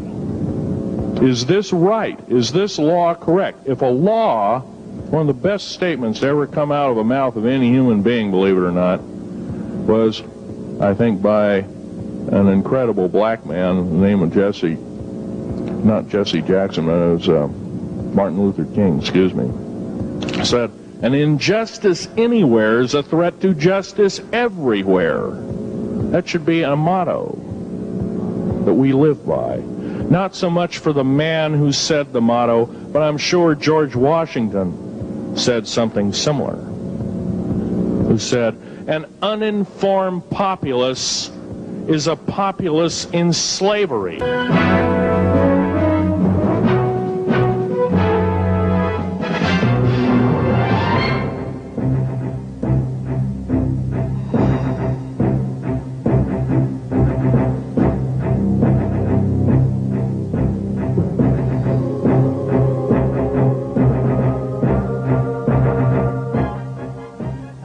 Phil, I want to say thank you and God bless you for what you're doing. It takes a big man like you to do it, man. Thank you. Author Ron Rummel was about to publish a book revealing what he believed to be the real purpose of the Star Wars project when his body was found here in McClay Park in Portland, Oregon. His death was ruled suicide, but few agree with that verdict. As far as the police and the FBI are concerned, it's case closed. Unfortunately, there's the shocking thing that his murderer, I believe his murderer, is still out there at large. Why is it you're speaking out? There have been enough lives taken under the premise of suicide when they were actually very stable individuals. They had families and they had lives to look forward to, and they had every reason to live. And if there is some form of conspiracy out there, then the more people that are talking might end up saving lives in the long run. The great 1954 treaty had been violated. After the great firefight, the alien-human war, I am the only living survivor talking about it worldwide at all. Only one.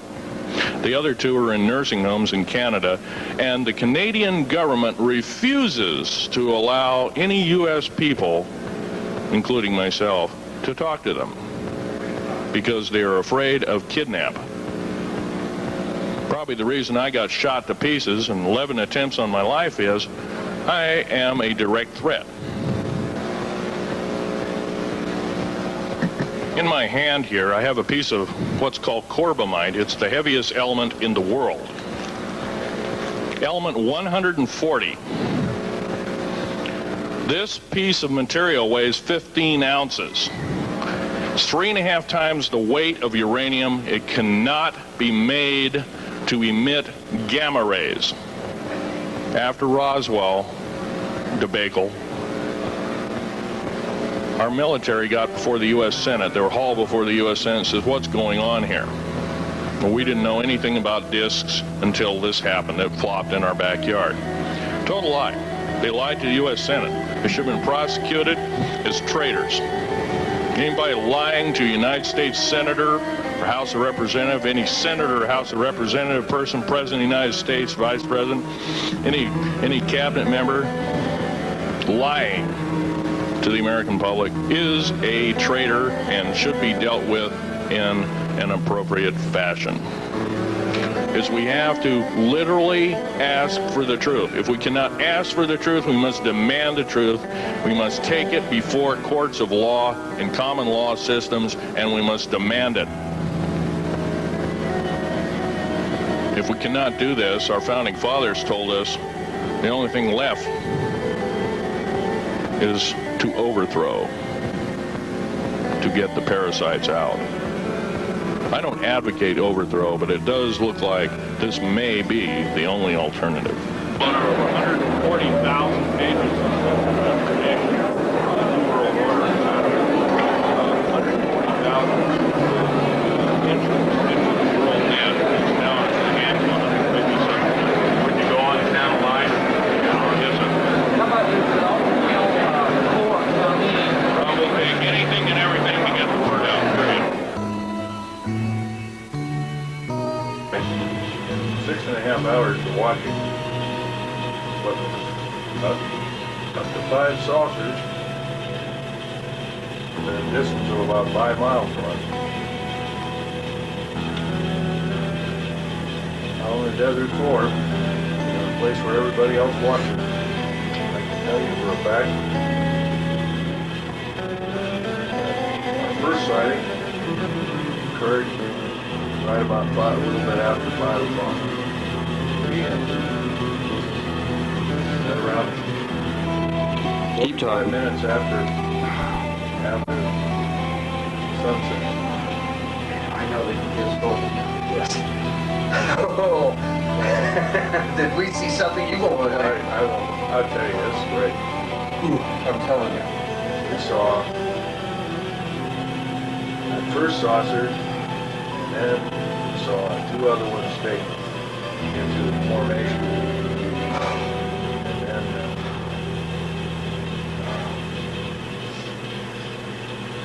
Watched for pretty close to 3 hours, in and out of the car, into the car, out of the car, and had a radar detector in my hand, and the thing went nuts every time the saucers were fully across the desert floor. I can't get this timer to work. You know, I've tried for an hour and a half to get this thing to work, but it just won't, so I just have to excuse me. We're at the little alien right now. And I want you to get this, let me pan it back here for a little bit so you can see what it really looks like. It's absolutely just gorgeous from where I'm at. I just had to show you this because I wouldn't want you to miss it. Totally tremendous. We talked to the 2 owners, and they were very nice, pleasant people. Very nice. Told them about Don Newman, tape, got your card. Told them about the videotape and everything, and knew what was going on. Wanted to know if we could see you pretty good. We told him we could. Gave it to what's his name, you know, to calibrate for us. Then we'll turn around here for a second. Pan back, of course. This is the little alien from the other side. Show you where we're staying at. We're staying right here at this place. Not a bad place either. We went $27.50 a night for 2. It's pretty good. There's no thieves out here or nothing, so there's no keys to the lock. And they never used them, so there it is again from my left eye here until it's going down. There's the Groom Lake there facility way up there. I don't know, I can't see too good in black and white in this viewfinder, but you might be able to make out that snow up there. Yeah, now you can see it. Snow everywhere. We're going to go down the road here as much as possible. Wait for a little while for the UFOs. There's another little friend of ours. Okay. Pan back again so you can get a chance to see everything.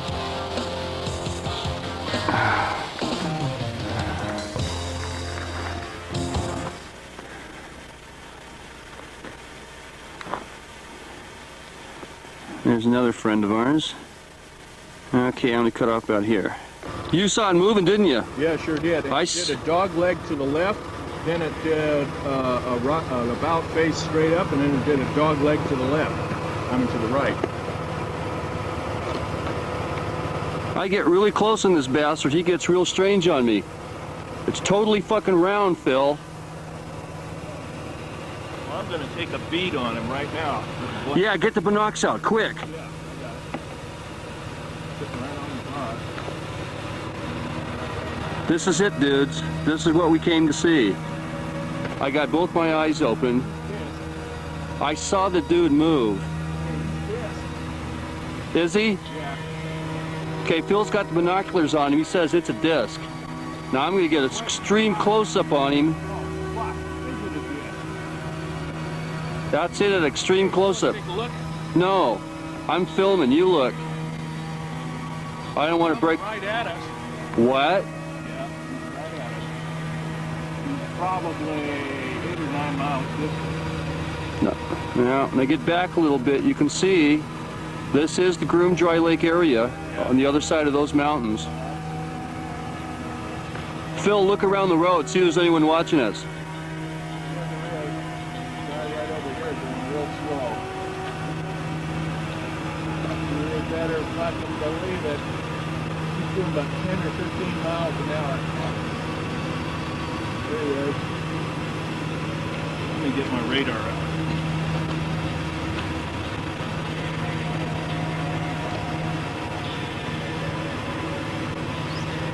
Yeah, there he is. At the top. Somebody, there he is. He speeds up. Now, yeah, I got you. Fuck. Now he speeds up. Real rippy. It's a Ford twin cab. Now this guy's not moving, but we saw him move. Yeah. There's a Ford twin cab, and he's going up by the Atomic Energy Road. Yeah? Yeah. Phil, got it running. I can't see anything. I'm hoping that this thing will come in on the film anyway right now. I got the advanced gain button up. This thing's going nuts. I know it. If you guys can hear this tape, we have been watching 2 flying saucers for what, about the last half hour? Yeah, last half hour. At least the last half hour. It's about 10 to 20 degrees below zero out here. Hey, it looks like I'm getting a heat mirage on this thing. I can't pick them up, but I'm getting heat mirages. From this far back. So I'm lucky I turned this thing on. I don't know if it'll come out on the film or not. But I can see the heat mirage right here. Oh, wow. I got both my eyes open so I can see down there and right in here. But believe me, I can't see anything out of this camera. Yeah, the radar detector went nuts there. I moved the camera back and forth. See me? Yeah. The heat mirages stay right in the middle, no matter what I do. It goes. Are they going? Yeah, they're off the floor. Okay. He's moving right, he dipped. He's moving right again, he dipped. Okay, I'm going to point this up the moon real quick. See if I can't see the moon at least. No, I won't even pick up the moon. Really? Oh, I got it now, all right. I don't think... Yeah, I got the moon. That's bright enough. I still need extra light, though. I'm coming. I've been sitting out on the desert floor for a while.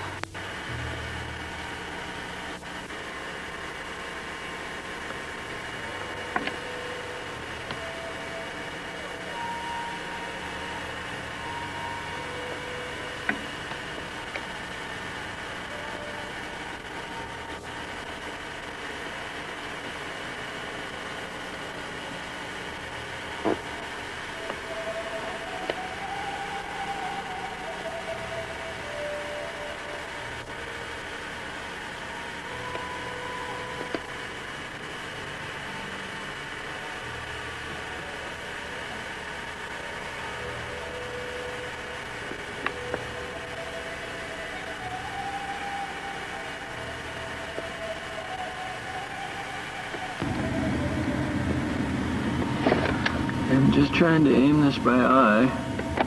I'm looking through the viewfinder. Good Lord, can you see that? There it is. You see that? That's above the Groom Lakes. That's not even down on the dry lake bed. That's above it.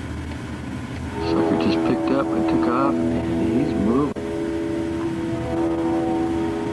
It's just powered up in the distance. See that? That's Billy Boy. He's been idling over there. I'm doing a full zoom right now for you. Billy Boy Island. And it's a full zoom of Billy Boy Island. Actually, what should we name this saucer, huh? Oh, see? Just dimmed out. Okay, now listen. Wow, it just did this. Okay, now listen, you guys. We're at the same place that you saw in the movie where all the trucks are stopped and the Billy Goodman shows at. We're in the exact same spot. Okay? And where you guys saw the saucer go up towards the left and then up again, well, this is over about 20 miles from there, towards the left. On this side of Area 51. On this side of Area 51. That's right. We can see these things plain as day. They were coming in behind us sometimes. They had lights, pop of lights, like 3 of them. And coming on the other side of us. I saw one personally go right into the Groom Dry Lake, over the mountain like lightning bolt. Straight. He saw one too. I didn't see the one he saw. Saw 3 saucers at once, setting off his radar alarm like you wouldn't believe. It all would move in unison. 2 here, 1 above it, this way, back way, this way. And sometimes this one would go further and they go this way. And they were going like this. It's unbelievable, just doing it like you wouldn't believe. So anyway, what? About 10 o'clock, we had enough of it being 10 miles away. We snuck up on it, lights out. Probably got in with about 6 miles in, maybe more.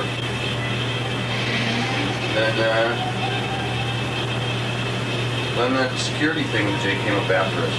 So, good night. A one hell of a Christmas, though, I tell ya.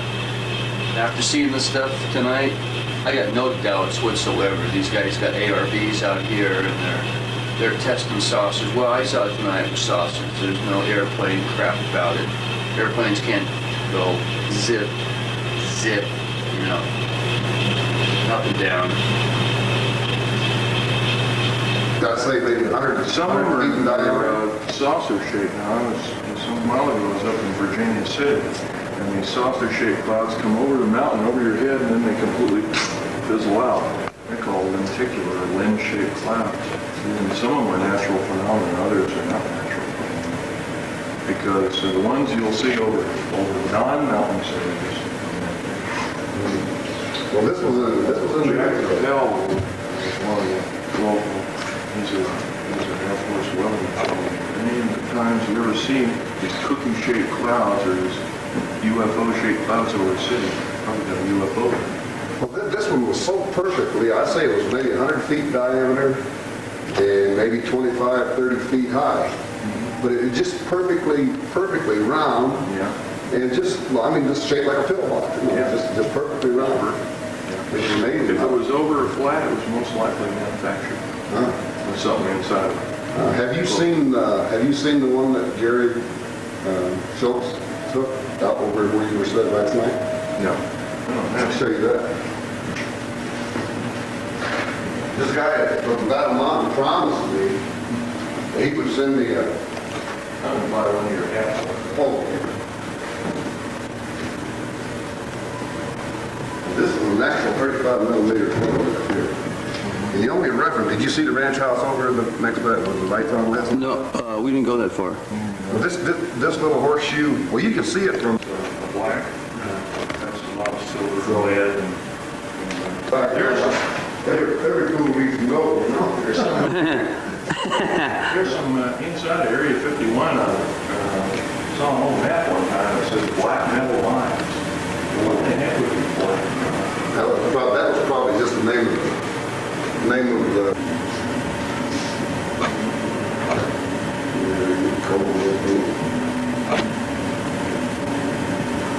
Sometimes I'll check it.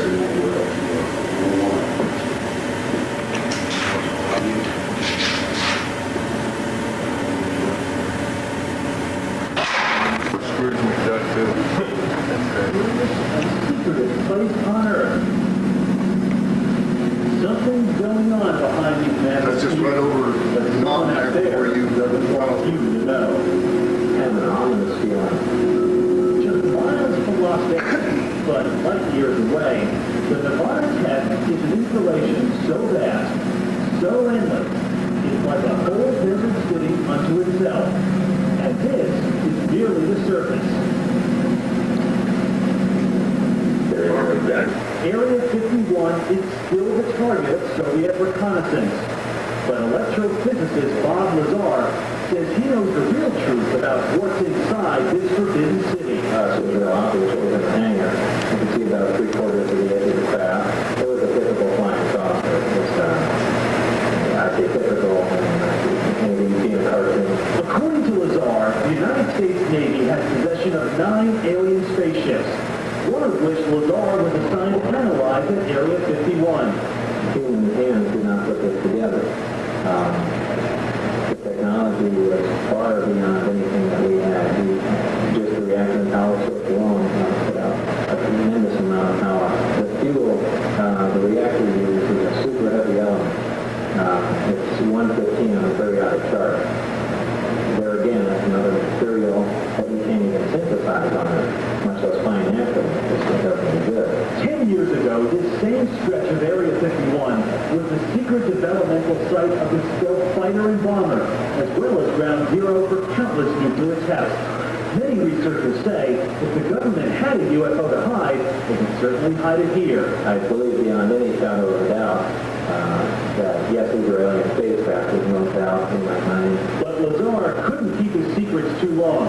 He brought a group of friends to the edge of the facility where they videotaped the so-called UFO on what Lazar says was a test flight. Man, it was really great. Look at it. Days after security guards at the Nevada test site found Lazar and company outside the grounds, he says something or someone quickly turned Bob Lazar into a modern-day man without a country. He's not trying to make a lot of money out of it. He came forth because the government was going to eradicate him. 15 miles directly over the ridge from the test site, Rachel, Nevada is UFO Central. Sightseeing tourists have put a new stop on the bus route. And any night you walk into the only bar in town, you hear some strange tales and see even stranger photographs. It was just a bit that was going. There's one of your clouds or UFO in the particular Hundreds of nearby residents spotted what they say are UFOs. 25th, 1990. This is where we were last night. This is the same patch of road where Billy Goodman and all the other people come here. Give you an example where we are looking this way. This is going west towards Tonopah. Show you the road behind us here. This is at full zoom magnification. The road's back there. I don't think you can see it from here. Anyway, there's the car we were at. This is how we were parked. There's the other road we took a ride on last night to go see the saucers that were downed. They were landed flying saucers, there's no doubt about it. Okay, now where am I? We roughly were seeing them right over here. That's where we were watching them do their thing last night, between here and here. Flying all over the mountain for about 3-4 hours. We sat here, got in and out of the car, watched them, the whole thing.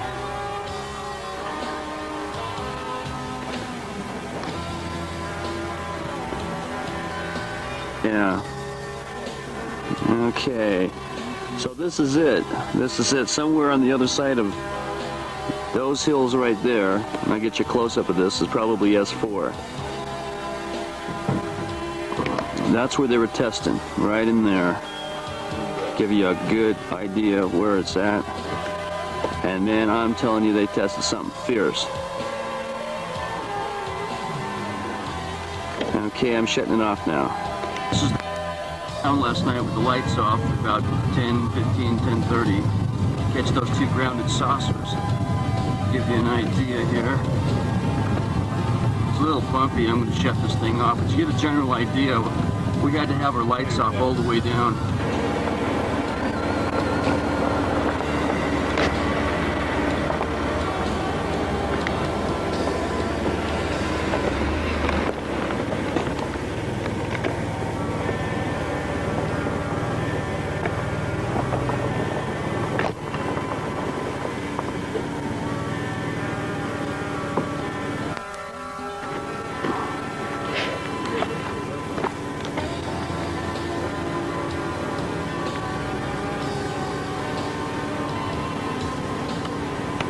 Time to get a close-up. Get closer to it.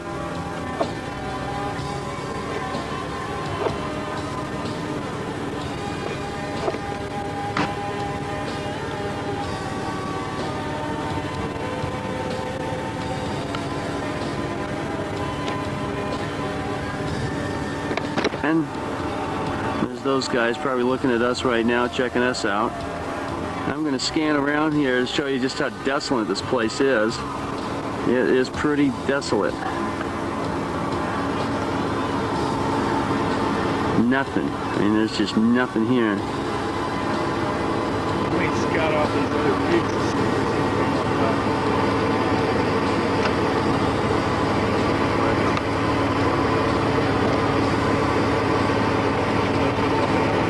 There's the road we came in on. You can tell it's way the heck over there.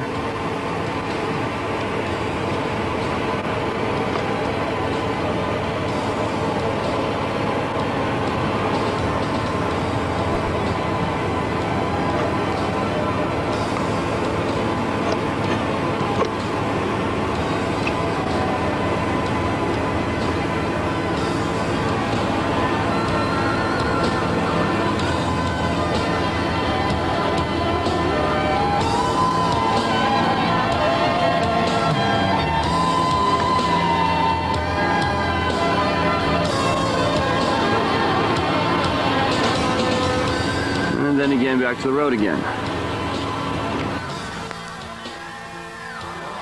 See that little hill right there? We're going to go climb up on top of that, take a spin around so we can see all sides of the 360. There's the car. A little dusty in the road there. We walked all the way up here.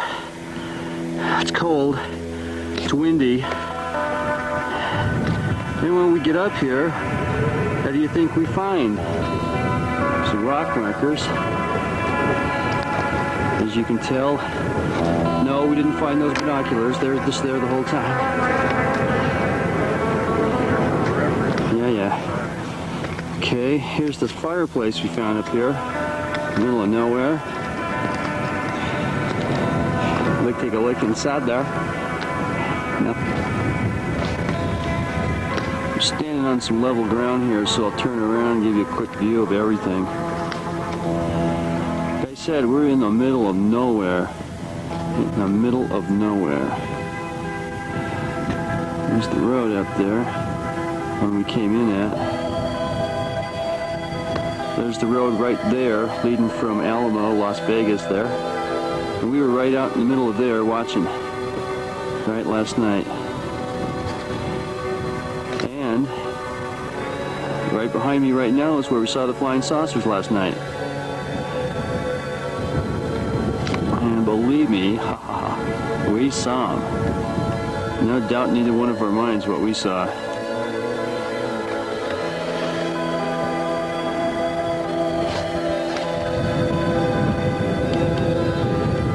There's those markers again. Well, I've heard people can get killed if they see too much up in the mountains, so, you know, prudence is the word. That's right. I've used prudence.